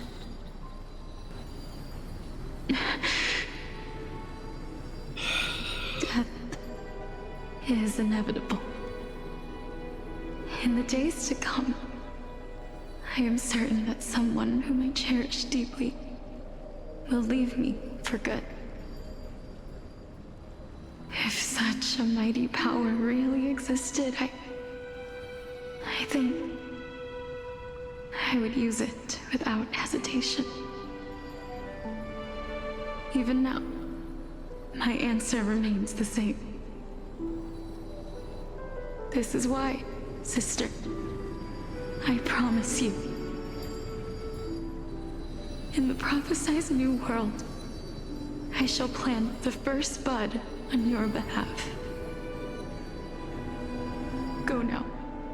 Return to the Ocean God's treasured pearl, our hometown. I shall open wide the entrance to the Netherrealm and grant you a second life. The living beings on this earth shall respond to my call and lead you to the sacred daylight. Remember, do not look back on the land of the dead, and do not stop moving. In the new world promised by the prophecy, march toward your new life. As for the price of our equivalent exchange, let me be the one to pay it. Everybody, we've come to the end. Unfortunately, I am not compatible with the Supreme Being, so I was unable to completely fuse their soul into my own body. However, being able to glean all this from them is exciting enough. I'm certain of this now. Before the Titans that we are well acquainted with were born, a group of heroes roamed the land. These heroes followed a prophecy and took possession of divine authorities one by one, until they eventually became the pantheon of the new world. Just like the flame chase journey of today, Amphoreus' history is cyclical in nature. Huh. What a startling revelation. This means that the demigods, who bear the core flames, will also become the new Titans at the world's end, thereby shaping a new world? I believe that this is the truth behind the Era Nova, as mentioned in the prophecy. This is utterly unbelievable. Besides, those twins in the past, even if they really are Thanatos, their whereabouts are still unknown even today. Are their whereabouts truly unknown? Didn't Polixia mention that seaside town? the birthplace of alchemy in the tale of the dragon. In our world, there exists a city which perfectly matches that description. Styxia. But the people there worship Vagusa and bear no relation to Thanatos. I have also never been to that place, as in the time of Idonia, it had long turned into underwater ruins. Take this. This is... the new Sporist masterpiece, the Philosopher's Stone. It was made by transmuting all of the sages' wisdom into a single entity, with their flesh and blood as its foundation. Remember, I've mentioned before that the art of alchemy is all about conversion, tempering, and ascension. This process also applies to the pursuit of truth. Regardless of how unbelievable this sounds, the truths of the world have been refined from the impurities. Think about the story of the dragon. This stone will lead you to your real hometown, allowing you to reform the door to the Netherrealm and discover Thanatos' fate. You still look as confident in your victory as ever. But what if your conjecture is wrong? Simple. I shall merely admit to the entire world that my experiment was a failure. However, my line of thinking will not fail because I have already planted the seeds of doubt into the hearts of the masses.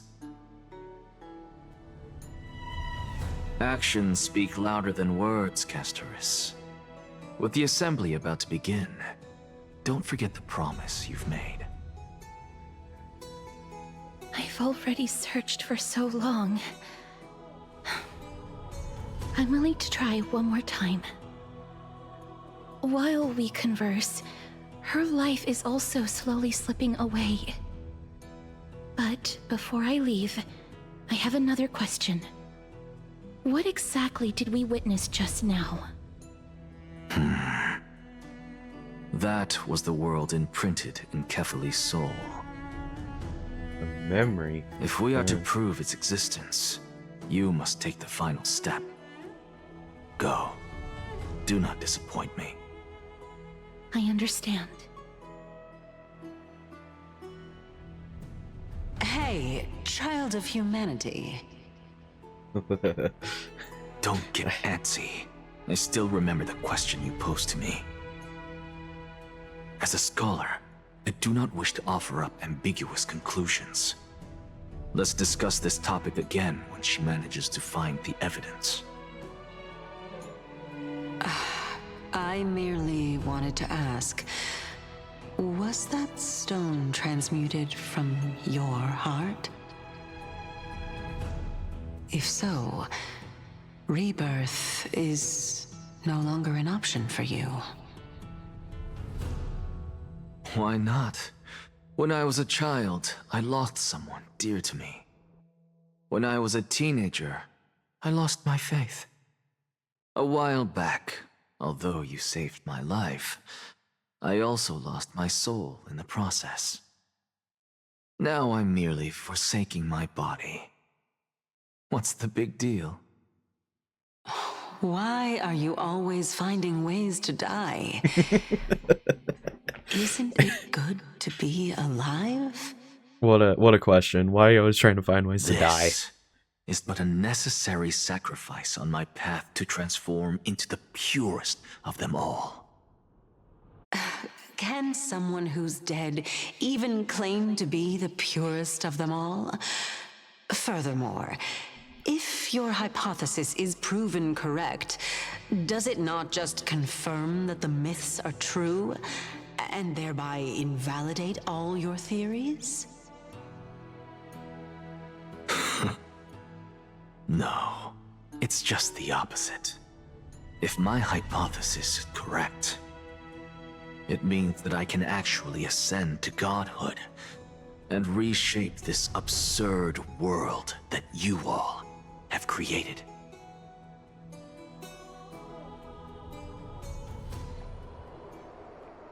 That's a lot to take in at once. You're so real for that, buddy. Lady Aglaia, please, let me explain. Go on. You know that the core flame of death has always been the greatest unknown regarding the Era Nova, which is why both you and Kindness desire to gain the power to control that core flame in the approaching Citizens' Assembly. Professor Anaxa has come to a consensus with Kindness. They want to suspend the trial once Thanatos' core flame is reclaimed, hoping thus to eradicate death from this world. If they're successful, then the flame chase journey will cease, and Akama can enjoy everlasting peace. But I know this runs counter to your wishes. So long as we do not usher in Era Nova, the Black Tide will never be eradicated. Even with Lord Mighty on the front line, and the Black Tide not posing an immediate risk, the danger nevertheless remains. Honestly, it's difficult for me to assess the pros and cons in this decision.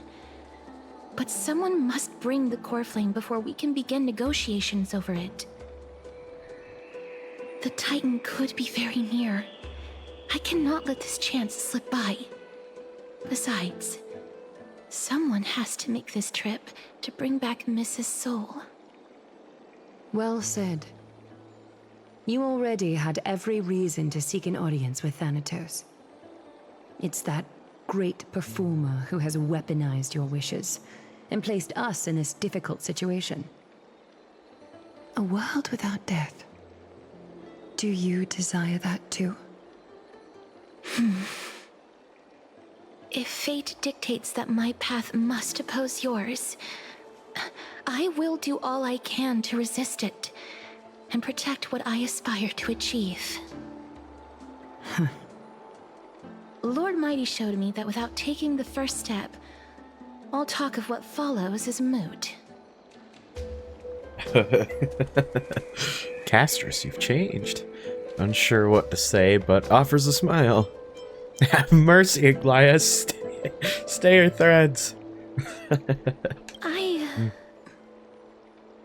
I have always hoped to hear you speak your mind, Cass. And I am glad to have heard your true thoughts.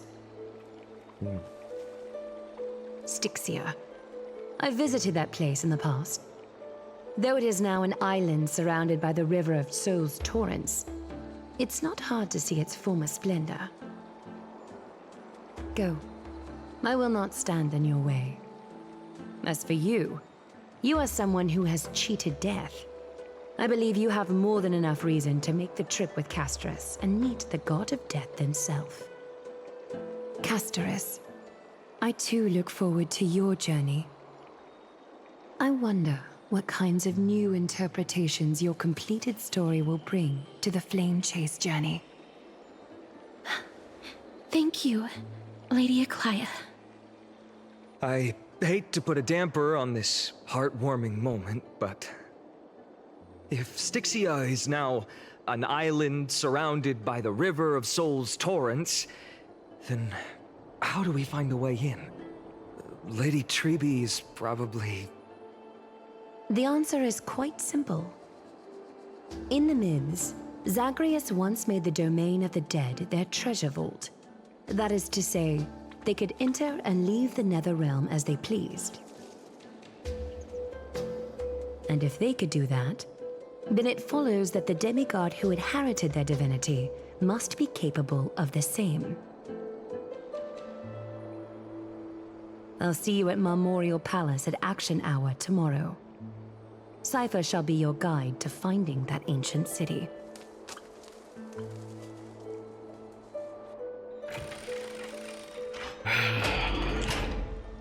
Lost in their own thoughts.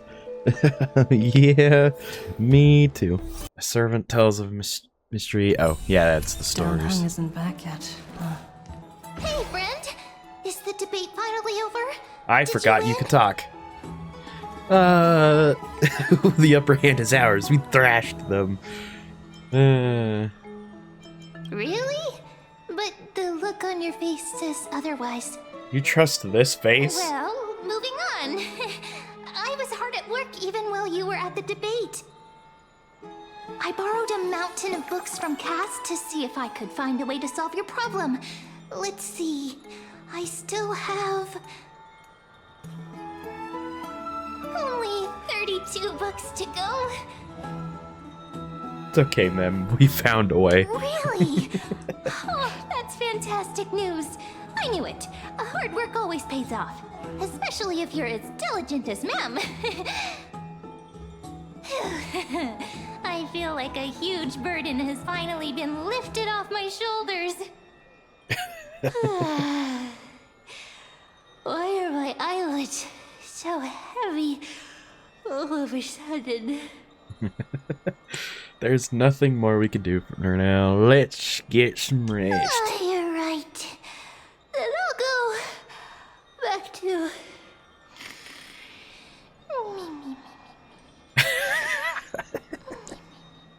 I like her snores.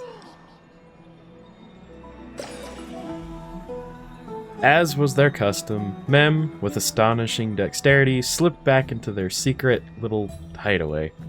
Good night, Mem. Good night, Hakama. It is nighttime now, right? Stella, you gotta have a clock on you. You a watch, something to tell you. Come on. You got a phone. Pull that out. Look at the time. Cass? What a surprise. Lady Treby. Is something troubling you? I just wanted to speak to Lady Trian for a bit before I set off. No matter how breathtakingly beautiful Styxia once was, the place is now the domain of the departed. There is no telling what we'll encounter there. I don't want to have any regrets. Has anyone told you that your eyes are sparkling today? Is that a figure of speech? In the past, when you did smile once in a while, all of us could see that your heart remained troubled even as you smiled. Lady Treby, you know perfectly well that see you tomorrow is nothing but a white lie. I hope your toughness is not a mask hiding a lonely heart.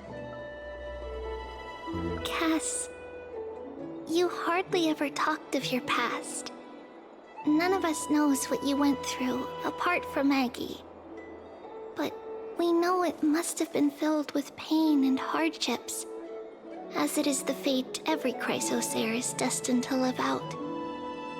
We are just happy for you that the core flame you're meant to inherit has finally surfaced. Isn't it a little too soon to say that?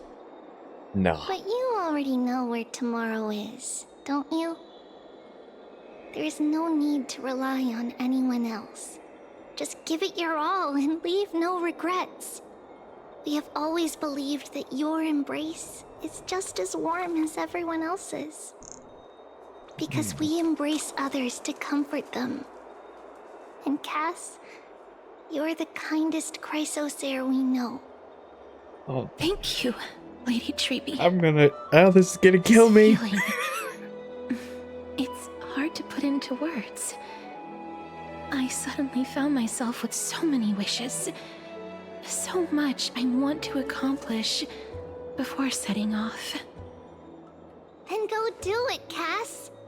Trian was actually working on a surprise gift for you. Please don't. It's a pity she didn't get to finish it. Oh my But gosh. now Trinan and I are working on it, and we'll make sure to give it to you. So, let's meet back here when you return from Styxia. Safe travels. No. See you tomorrow. No. No, no, no. No, I can't do that again. I can't go through that again. I can't sleep. And I can't go through that again. Who could it be? I think I might go commit a felony in Minecraft, like I said earlier. It's me. I hope I didn't wake you. Sleep is a luxury when you are at my age. I'm glad to see you're as full of life as ever. Of course. I'm here because of private matters, actually. If it isn't too much to ask, I'd really like it if you could come along with me to retrieve something. As expected, manual labor. Wow, I feel so sleepy all of a sudden. No, I can't joke with Castris. She's too pure. Aren't you going to ask me what it is? No. It isn't a I don't long way need to. from here. Shall we? Look, I will follow you into literal death like I'm doing right now, okay? I will do it. You don't have to tell me where we're going. With how much output of love that I give to Castris, it's not simping, it's just she's such a sweetheart. I won't lie, simping's fun and can be really, you know, when it comes to the gacha games, it can be fun. But I think I enjoy the characters I adore significantly more because they're just so pure. They're just so pure. It's how I feel about Yishan Guang right now and Zenless. Don't simp her. Just purely adore her. The streets are packed. Whoops. I want to vote. Tell me how I can vote. Take your ceramic shard engraved with the Kethali rune, select the Council of Elders in your heart, and pray silently until the shard registers your choice. Then toss it into the Dolium. Simple. The Council of Elders? More like the Council of Buffoons? The Black Tide took my hometown long ago! Who are they kidding with bringing back Arachrysia? It's all a sham to create their own Arachrysia in Akama! The Titans are just. So long as we do not overstep our bounds again, we will not incur divine wrath. Oh, please. The time when these deranged Titans should have vacated their spot to the demigods is long overdue. You'll see soon enough, you old bogey. Bogey? And I pray that Talanton smacks some sense into you with their scales. We shall see how this turns out. That was quite a spectacle. I don't know why he's complaining so much. It's like, dude, just go vote. Don't make a whole spectacle of this whole thing. Just go vote. You can insult and shout at a person all you want, but it's not gonna do anything. You're not changing their mind, and they're not changing your mind. Just go vote. I understand the situation, but still, it's that kind of crap irritates me. Just another peaceful day in Akama. I suppose peaceful is technically correct if no actual violence happened. To this day, I still find it almost unreal that Akama is the only place illuminated by light amidst the crumbling ruins of Amphoreus. And its people are even holding votes to reconcile differing opinions. This peaceful sight is making me forget that this is the end times. I actually forget that every single video that I do. So, I walk the twilight path, adoration and simping. You're so real for that. That's the path of the hobster, okay? If you are subscribed to this channel and you watch it, you're part of the path of twilight. This is what the flame chase journey is all about. Before coming here, I had lived for many years in Idonia, a city of rime and frost. The people there were devotees of Thanatos, and were well known for their unique burial rites and traditions. Who's the Emanator? People that watch the stream. Y'all are Emanators. I'll just be the Aeon.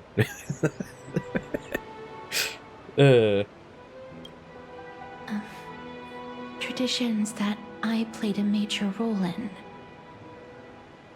Because of the curse on you? Yes. You now know me as the Mortician of Akama. But back in those days, I was Idonia's Maiden of War. I was trudging across the frosty plains on my own when the Idonians found me. They saw the curse in me as a blessing from Thanatos, and believed that my hands could correct the Arakrysia's mistake and lead them to meet the great god of death. They provided me shelter, but in return, I was expected to grant merciful deaths to war captives, prisoners bound for execution, and heroes alike. That's just an executioner? Falls on few, but all can walk the simping path. Ooh, okay, maybe I don't want to make y'all emanators. How about the Pathstriders? We're getting into the details. Hold on. We'll come back to that. We're getting into the serious conversations with Castris. We'll wait for that one. I hate to say executioner, but I'll say end of life care. Is that how you see it too? No, but I didn't. No matter how kind or cruel the means, nothing can change the essence of death. Taking away someone's life is never worthy of religious worship. I can't do it. Oh no, please don't. Their voices, they pierce my ears. The pleading, the thanks.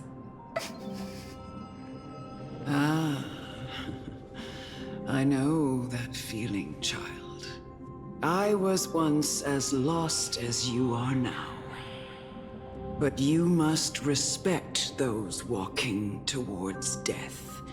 Just like how you should respect yourself as the Holy Maiden granting humans glory and liberation. What you're asking me to do is no better than the task of an executioner. And yet you want me to respect myself.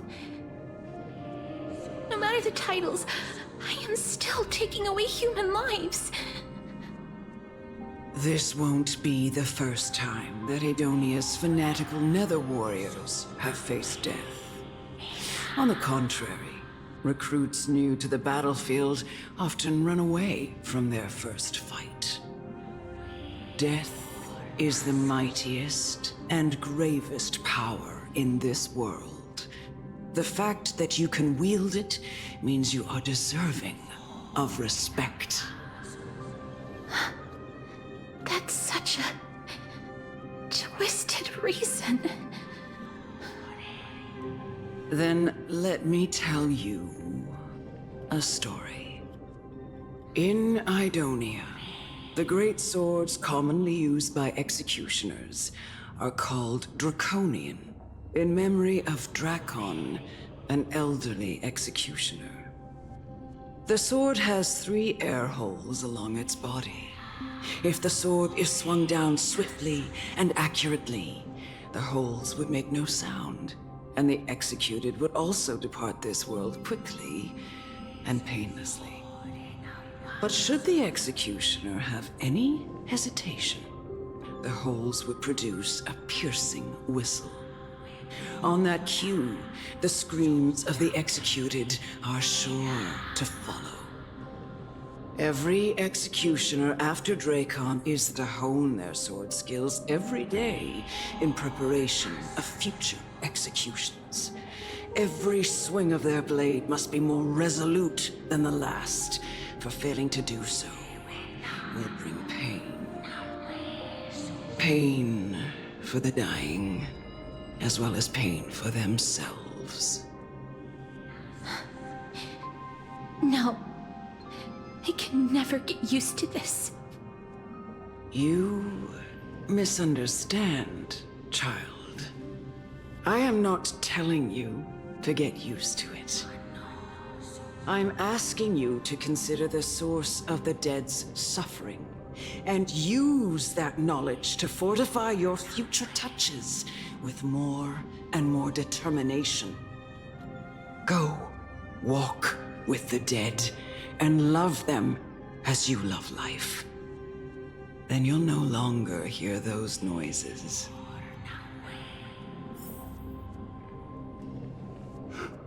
Please, don't kill me. I don't want to die. Oh, gosh. Oh, I hate this. Oh, jeez, I hate this. No!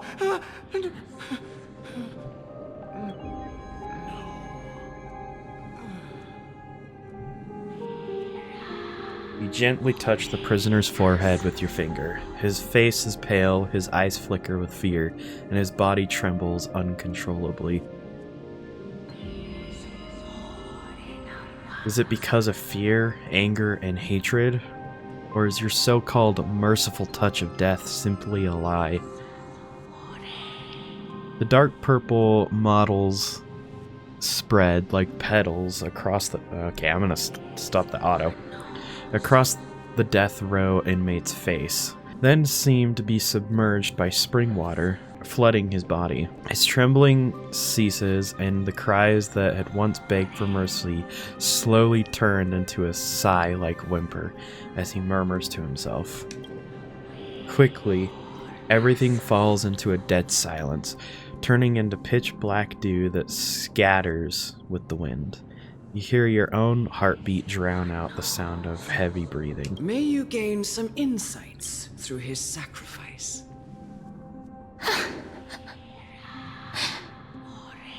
Is this all? No. Come with me.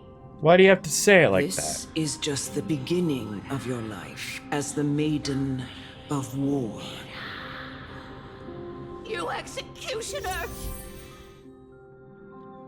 Oh, shoot.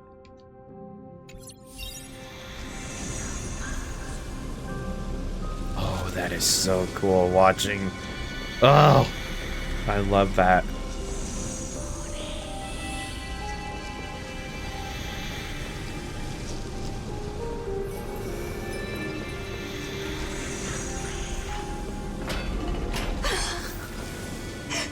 Holy Maiden!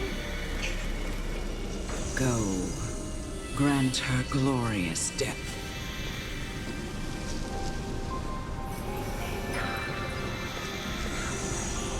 Huh?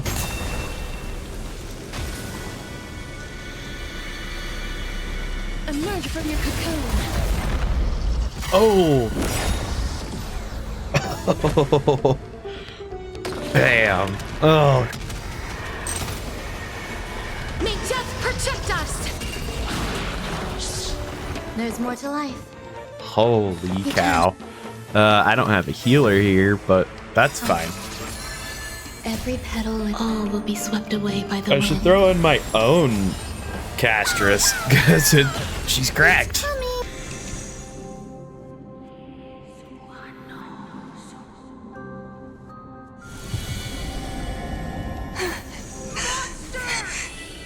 Thank you. Do it then, executioner. You. Oh. I curse you to live in eternal pain. Is that a freaking kid? Grant me release. You know what to do. Yeah. Oh. Yep. I'll reach into your chest. When will this ever end?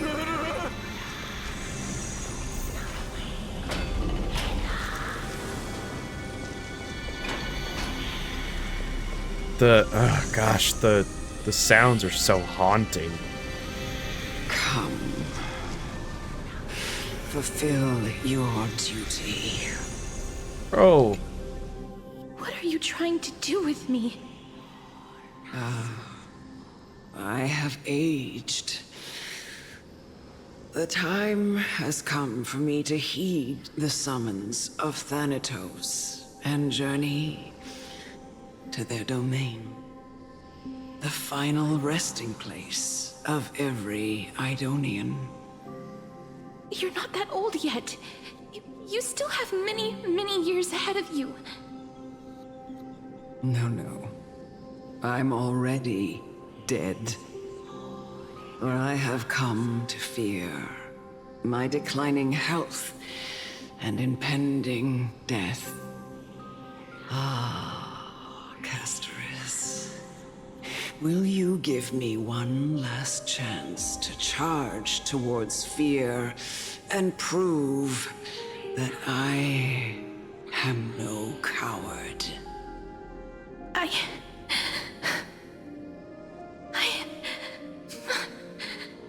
can't take this anymore! Child, it was I who brought you here, from the frosty plains, and set your farcical fate in motion. It was also I, Chief Executioner of Idonia, who forced the heavy duty of executing others onto you. I've always known that you have doubts, and even anger about my faith, and about me. I never had a choice. Indeed. We essentially abducted you. Yet you can end any sinful life with just a touch of your fingers. Shouldn't it be easy for you to escape from here? I'll never do that. It doesn't matter how lightly the Idonians take death, or how readily they accept it. I simply can't do it. I knew I was right about you. What do you mean? I've taught you and cared for you as my own daughter all this time because of this blessing that's been with you since your birth. I know no one else in the world would understand the weight of life and death more than you do. In the eyes of an Idonian, death is the end of all life. A destination we will all eventually reach. Humans should not resist it, but learn how to face it. You can only live your life to the fullest after understanding this principle. And when you do, even if you eventually leave Idonia's protection, even if you must carry the curse forever, you can live with your head held high, like everyone else. It's funny, when she said blessing earlier, the little, I forget what they're called. The word above blessing, it said curse, and now it says curse, and blessing is above it. It's some interesting way to look at it on context. No! How can I?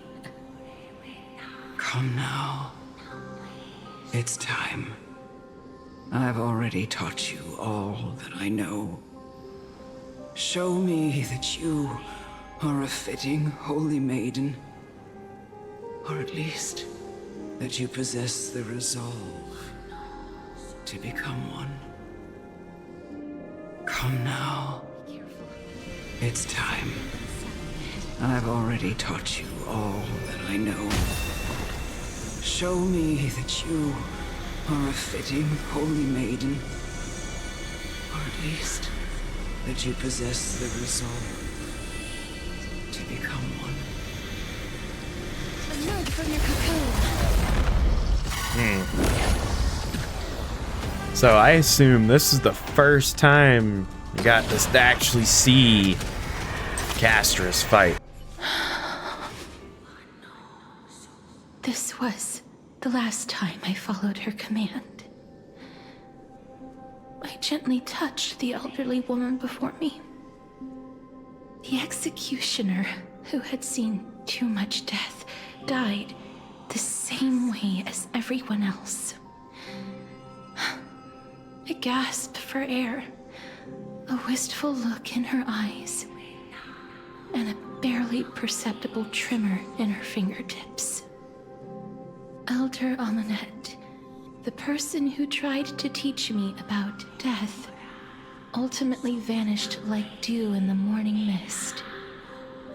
She spent her life embodying the beliefs of the Idonians, and when death finally came, she embraced it exactly as their doctrine had taught. I have nothing but respect for her. I erected a cenotaph in her honor in the marshes outside Idonia's city walls with the others I had laid to rest. Then, I set out once more in search of Thanatos. It was a long, long journey. I heard so many discussions about death along the way. Life finds meaning in death. The world improves because there is an end. It seems the most terrible darkness in this world. Everyone talks about its heavy weight. Some resist it, some worship it, and some even revere it. How did a disappeared titan become the deepest fear of humankind? And why do they haunt my dreams? I continued my travels to seek an answer. Initially, I was running away. Then, I started searching for it. And now, at the end, I just want to know if my touch, if my embrace, can do more than taking things away. Can I make anything? Can I leave anything behind? I don't want to die. Please, I fucking you just let me go. Whoa. I don't want to die, please. I don't want mercy like this. Just let me go. I need him. I don't.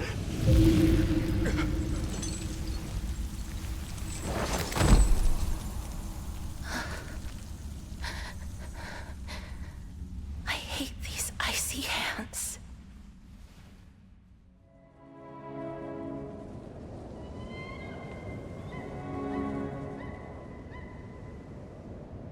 I won't lie, it was almost a jump scare that it was an animated thing.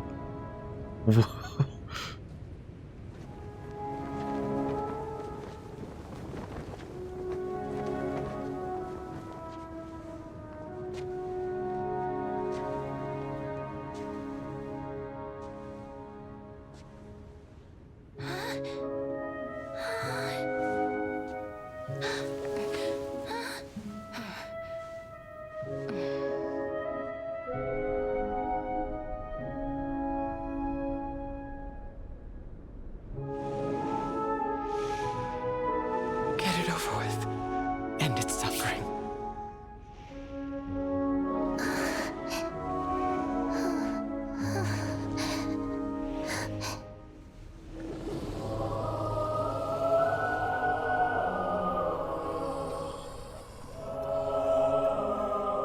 The Reaper has blessed your hands. Only you can grant them peace.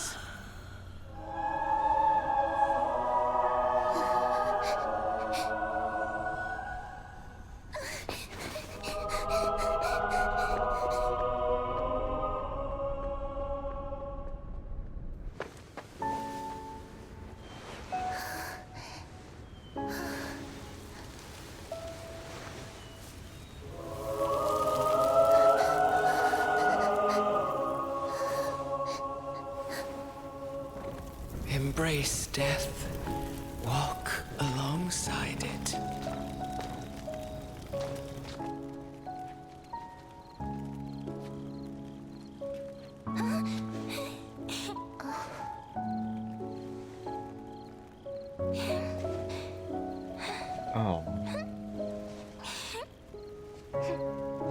I don't like this. This...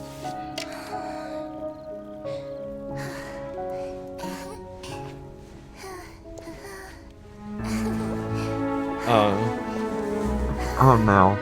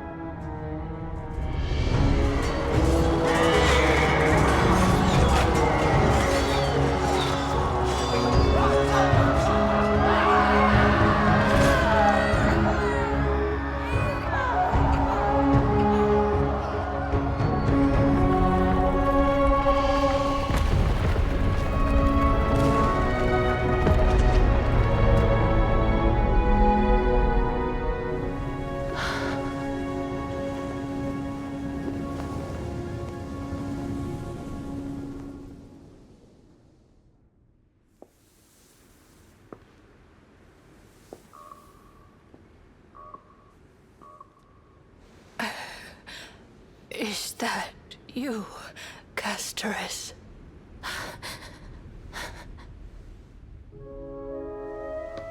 All of them have gone, heeding death's summon, crossing into their domain. I must go too. I don't fear it, just I have some regrets. Watching people leave this world again and again, it must be lonely for you. You must want to desperately embrace them before they go. I can't. These hands, they're too cold.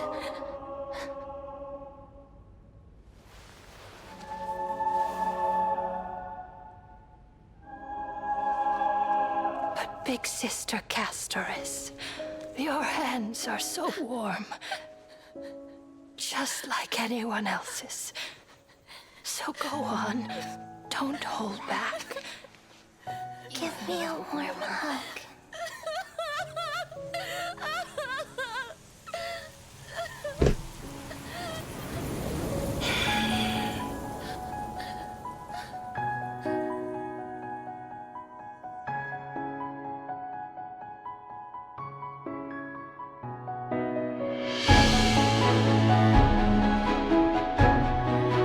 Oh my gosh.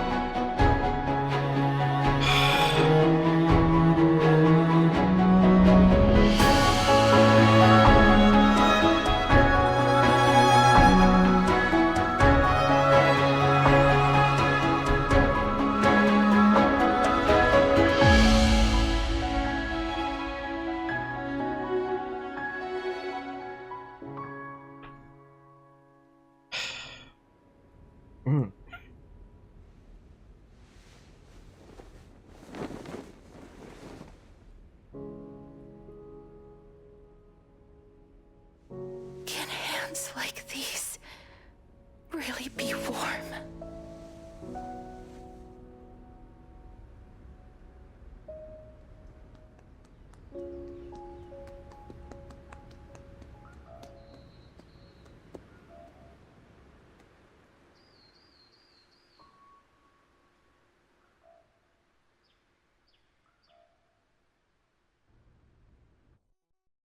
On the day that Orynyx's trial ended, you must have had many questions. I felt just as confused. Why, as someone from beyond the sky, were you so cruelly dragged into Amphoreus' fate? I wished I could take action, but no matter how hard I try, I cannot simply interact with the living as ordinary people do. Even when we brushed against each other unintentionally in the grove, and it was obvious that nothing had happened. When an almost unattainable hope finally welled up in my heart. When I thought that perhaps my touch would no longer bring sorrow, fate declared to me, it wasn't that the curse of death had finally been lifted, but that your soul no longer belonged to this world. Oh. And there was nothing left for my hands to take. Nothing. And did I really think this time would be any different? It's not that I don't understand this reality, just that I'm unwilling to accept it. Having walked such a long road, I am still unable to find the answer to life and death. I am resigned to eternal despair.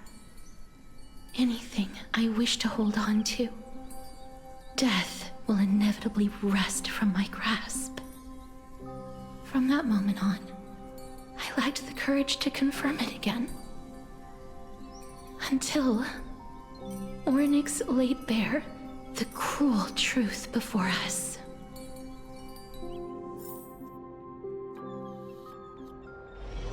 But now, perhaps I might have one last chance. Long ago, Trinan read a prophecy to me. At the end of the Sea of Flowers, the souls of the living shall warm thy fingertips, and after an embrace, there shall be eternal separation.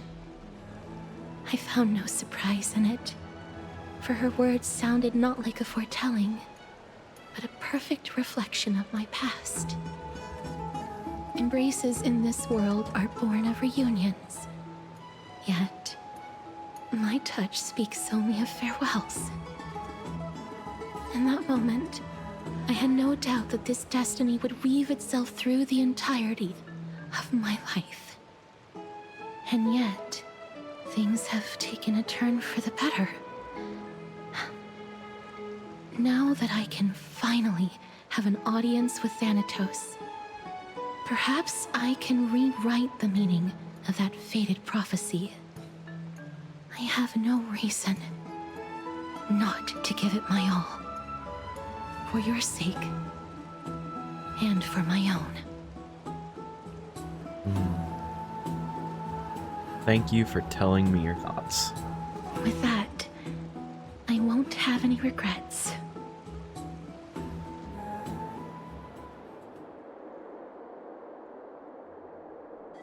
She gives me my gift. My gift? Let's put that aside for the moment. We've arrived. I want to retrieve a small gift I specially prepared for you. I made it myself, like the trinket I gave Lady Trian. I want to leave something for everyone, if possible. The journey to seek an audience with the Death Titan cannot be an easy one. I want to make full use of every moment I have before we depart, so that I don't have any regrets. Is it a brooch with my face on it? No, it isn't. You'll know when you see it. Look, it's right there. Huh? Oh. Where did it go? What's going on? Looks like someone left something behind. I hope the gift wasn't expensive. Just some handcrafted trinkets. Well, things that shouldn't catch the eye of thieves anyways. What's this? Oh. The coin of Zagreus and a slate. Ah. So it's her. Holy moly, a kitty thief? No doubt about it. This is her favorite symbol. It's Lady Cypher, the demigod of Zagreus whom Lady Aglaya had spoken of. She's a master thief who's left legendary tales all over Amphoreus.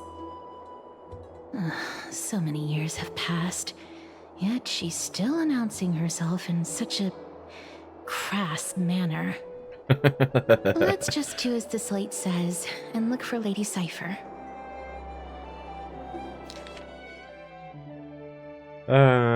Visit the memorial market. There lies a golden short spear I've left. You'll know what to do. It shall guide you to me. That's all we needed to know.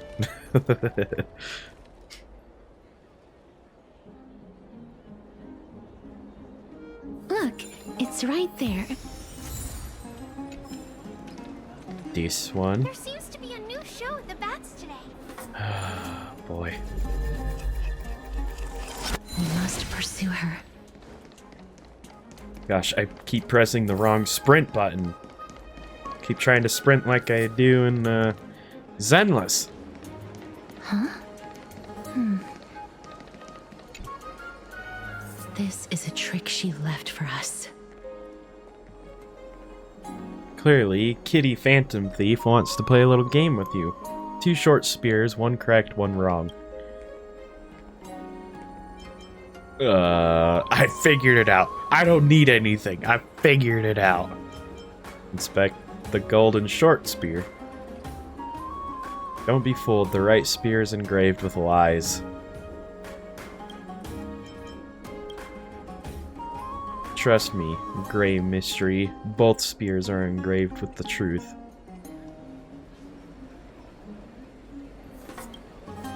Let me check the hint. 2 golden spears. No. I figured it out.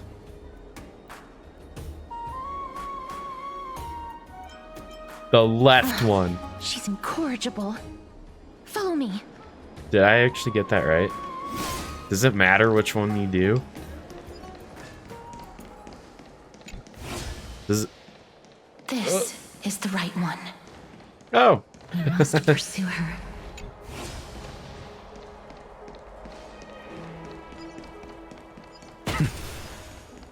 Okay. Okay. Oh, I thought, don't stab that. Cypher. If this drama truly is her, it appears to be quite content with her gaze filled with 3 parts sincerity, 3 parts approval, 3 parts triumphant, and 3 parts haha, Grey Mystery, you've lost it. Lost if you take this seriously. Hi, Cypher. She seems to be saying hello. Seeing you treat the other dramas with seriousness, all 12 parts of her complex emotions immediately transformed into one of admiration. Lady Cypher, please come on out. You're still careless as ever. Shouldn't you keep such a precious gift near your bosom? Since you know it's a gift for someone else, please give it back to me. Stop hiding among the people and letting the wind carry your voice. Now, since I know it's a gift, that just means I need to milk its worth. The children of the wind never stay for long in one place. Unless your offer is tempting enough to steal the wind. What say you? Name your price. I'll give you however much you want. Huh? What's wrong?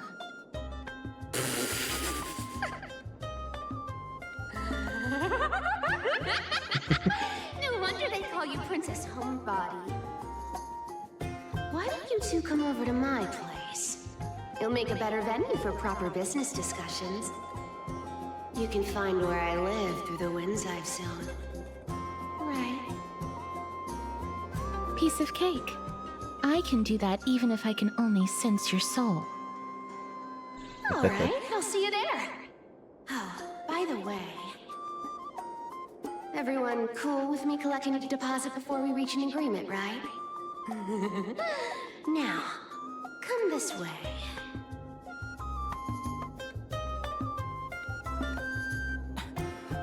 Where did my dew of divine blood go? She's incorrigible. Follow me.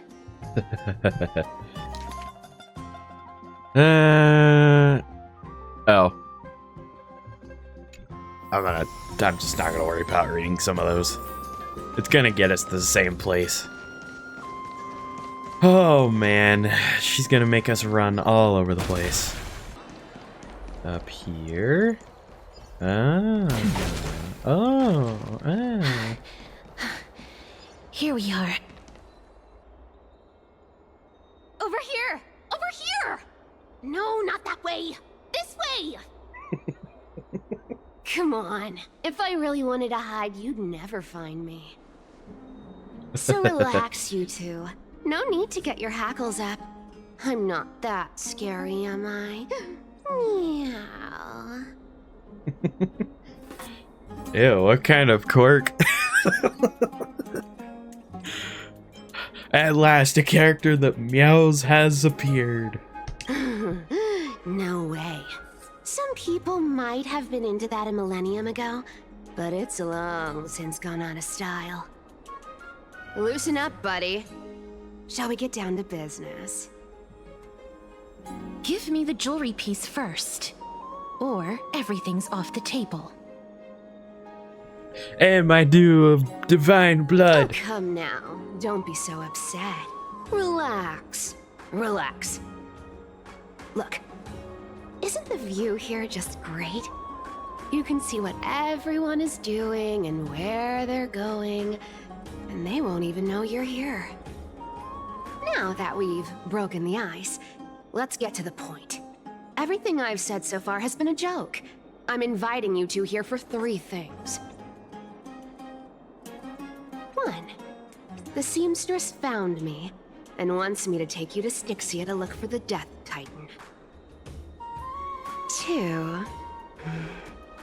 The Council of Elders also found me and wants me to make sure the core flame of Thanatos ends up in their hands.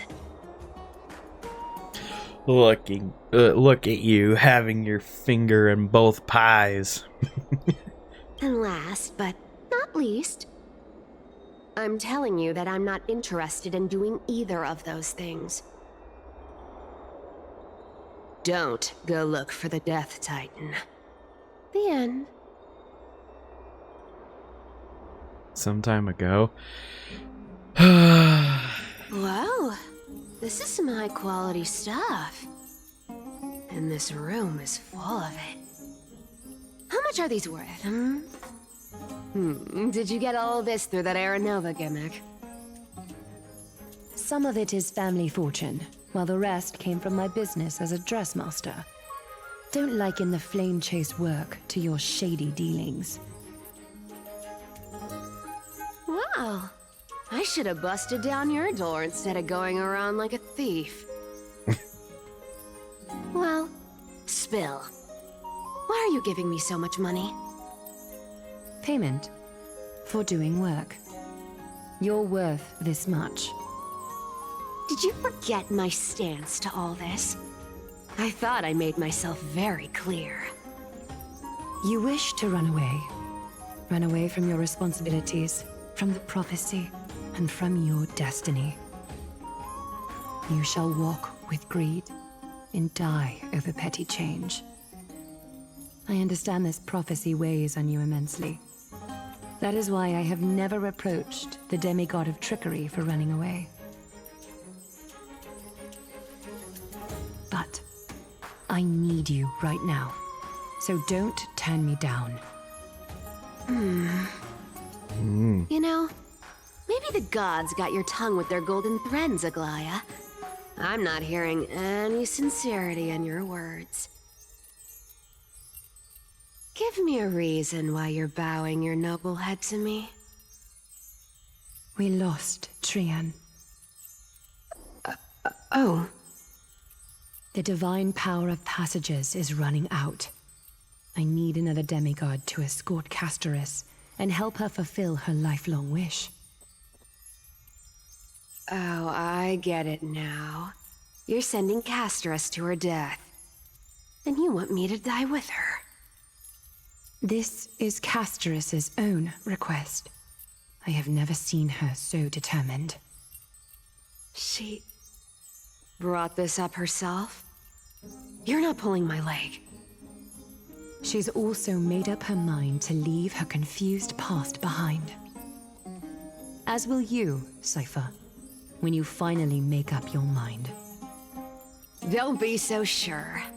Time is hard in the likes of you and I. But Castorus remains pure as driven snow. She can always turn back before the end, you know? Maybe she'll remember Trian's sacrifice. Maybe she'll remember the countless martyred Chrysos heirs. Maybe she'll remember you, with your one foot in the grave. I ain't as optimistic as you about what she'll want to do. Tell you what, why don't I take this room of treasures as a security deposit, and we make a bet? A bet? Go on. Where's Aventurine? I bet she'll change her mind and turn back. Now, if I lose, I'll do what you want me to do. Return this deposit to you, plus giving you another room full of treasures. How does that sound? You sound like you have all the confidence in the world. In that case, let's make a pact with those conditions. I hope you're prepared to lose it all. In conclusion, I want to win. So I hope you two can give up on going to Styxia. I'll give all the treasures in that room to you. And you can split it between yourselves, however you want. What do you think? Tempting, right? I'm kind of already rich. Like, I've got so much money. Maybe I should consider it. I'm almost dead. What use do I have for money? The currency I use isn't in the same one as Amphoreus. Oh, please! Dear great mystery, I'm not giving you broken seashells people use in the markets millennia ago. I'm giving you gold! Pure, solid gold. It's a hard currency. You know what that means, right? Yeah, I'm still super it's not rich. About the value of the reward. If we don't find the Death Titan, her soul will... Oh? I can't go into the details, but we have to go to Styxia. I really don't get how. Princess, homebuddy, you keep talking about needing to find Thanatos, about getting rid of your curse, and you don't care about anything else. But did you ever live for your own pleasure? Even for just one day? She kind of... What are you trying to say? I'm saying, contrary to your beliefs, Aglaia didn't take you in just so you can die for her Aranova. The flame chase journey walks hand in hand with sacrifices. Isn't that why you're always running away from Lady Aglaia? Oof. Fine.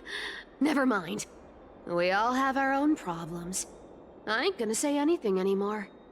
It's not like I was gonna honor that bet anyway. But listen to me. Styxia is no tourist destination. Sure, the treasures buried in there are 10, no, 50 times richer than Aglaia's vault. Yet, I've never been there. And I never plan to. Because even a demigod can't be sure they can walk out of that place alive. And now I'm supposed to escort you to Styxia. Sure. Pay up. I'll give you however much you want. Aglaia has already paid for me. Is ripping people off the authority of Zagreus, demigod?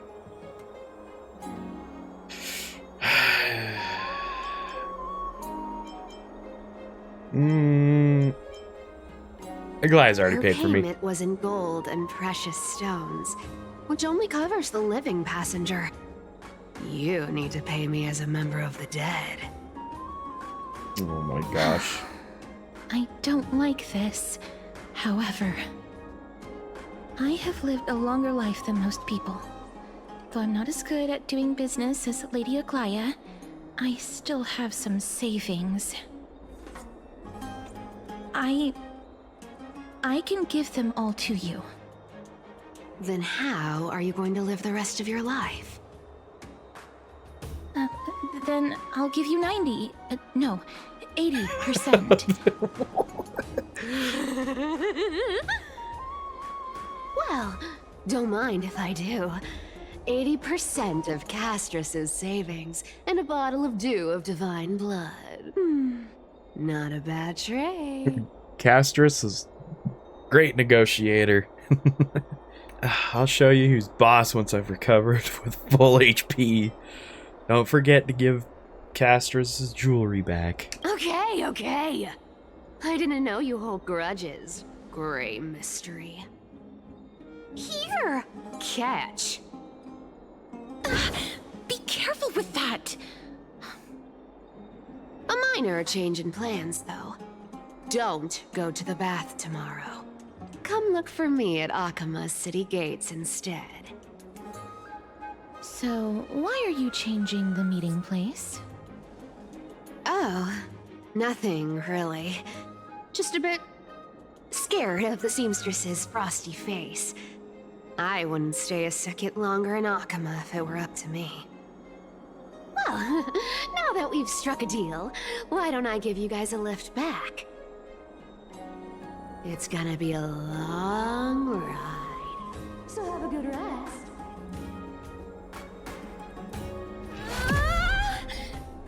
Huh? Oh. Next day, Akima. Where am I?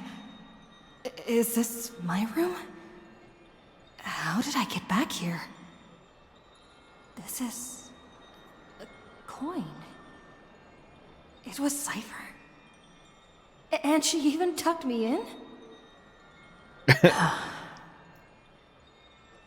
Never mind. It's getting late. I'd better get going. P.S. Yes, I'm the one who tucked you in. You're welcome. It didn't really occur to me until just a little bit later, I don't remember specifically when, of Castrus agreeing with the people and going back to an older era. It didn't click in my head of like, oh, well those, we could live forever with that. Well, that's the thing. If everyone can just live forever, Castrus can actually have physical contact with people, something that she's always wanted. So that's interesting. It's a very valid. What did I think of the animated short? That absolutely killed me. It was almost like a jump scare. Just a complete jump scare of like, whoa, okay, we're doing 2D animation now. In fact, I almost liked it so much that I kind of wish they did more. If I remember right, you guys say that there is more, or they start to do that more. I love that they threw that in. It's one thing to go watch that trailer, like on YouTube. It's one thing to watch that and just be like, oh, this is really, really sad. But if you have that stuff attached into the game, it adds so much more weight to what is going on. Instead of like, oh, I need to go to an outside source. That's a problem that I think I've partially had with Zenless, and I haven't been able to experience it with this as much just because, I'm going through it, you guys are helping me watch the trailer, so I've kind of had a natural progression through this game of seeing everything as a whole. But like with Zenless, for example, if you never watched Miyabi's trailer, her little story trailer with her mom, her fighting Bringer at the end, and then it gets those flashes, kind of doesn't make a whole lot of sense. You get the idea of like, oh, something happened to you, but I don't know what. If you completely take away that trailer, you have no context. And I would imagine that is technically the same kind of thing that has happened with this game and those types of trailers. And so, seeing it in here, it added so much more weight to Castris as a character. Now, odds are, the people that are playing this game, and then like Zenless, or I'll even throw in Genshin, because I don't know about Genshin yet, but I can kind of see, it's like they all have a common thing of like, we're gonna tell little stories outside of the game. Odds are, if you play these games, you're gonna go watch those trailers. You know, hypothetically, if I went up to my dad, I said, like, Dad, got a game for you to play. He starts playing it. He starts missing out on context. Her trailer added so much more weight, and I loved it.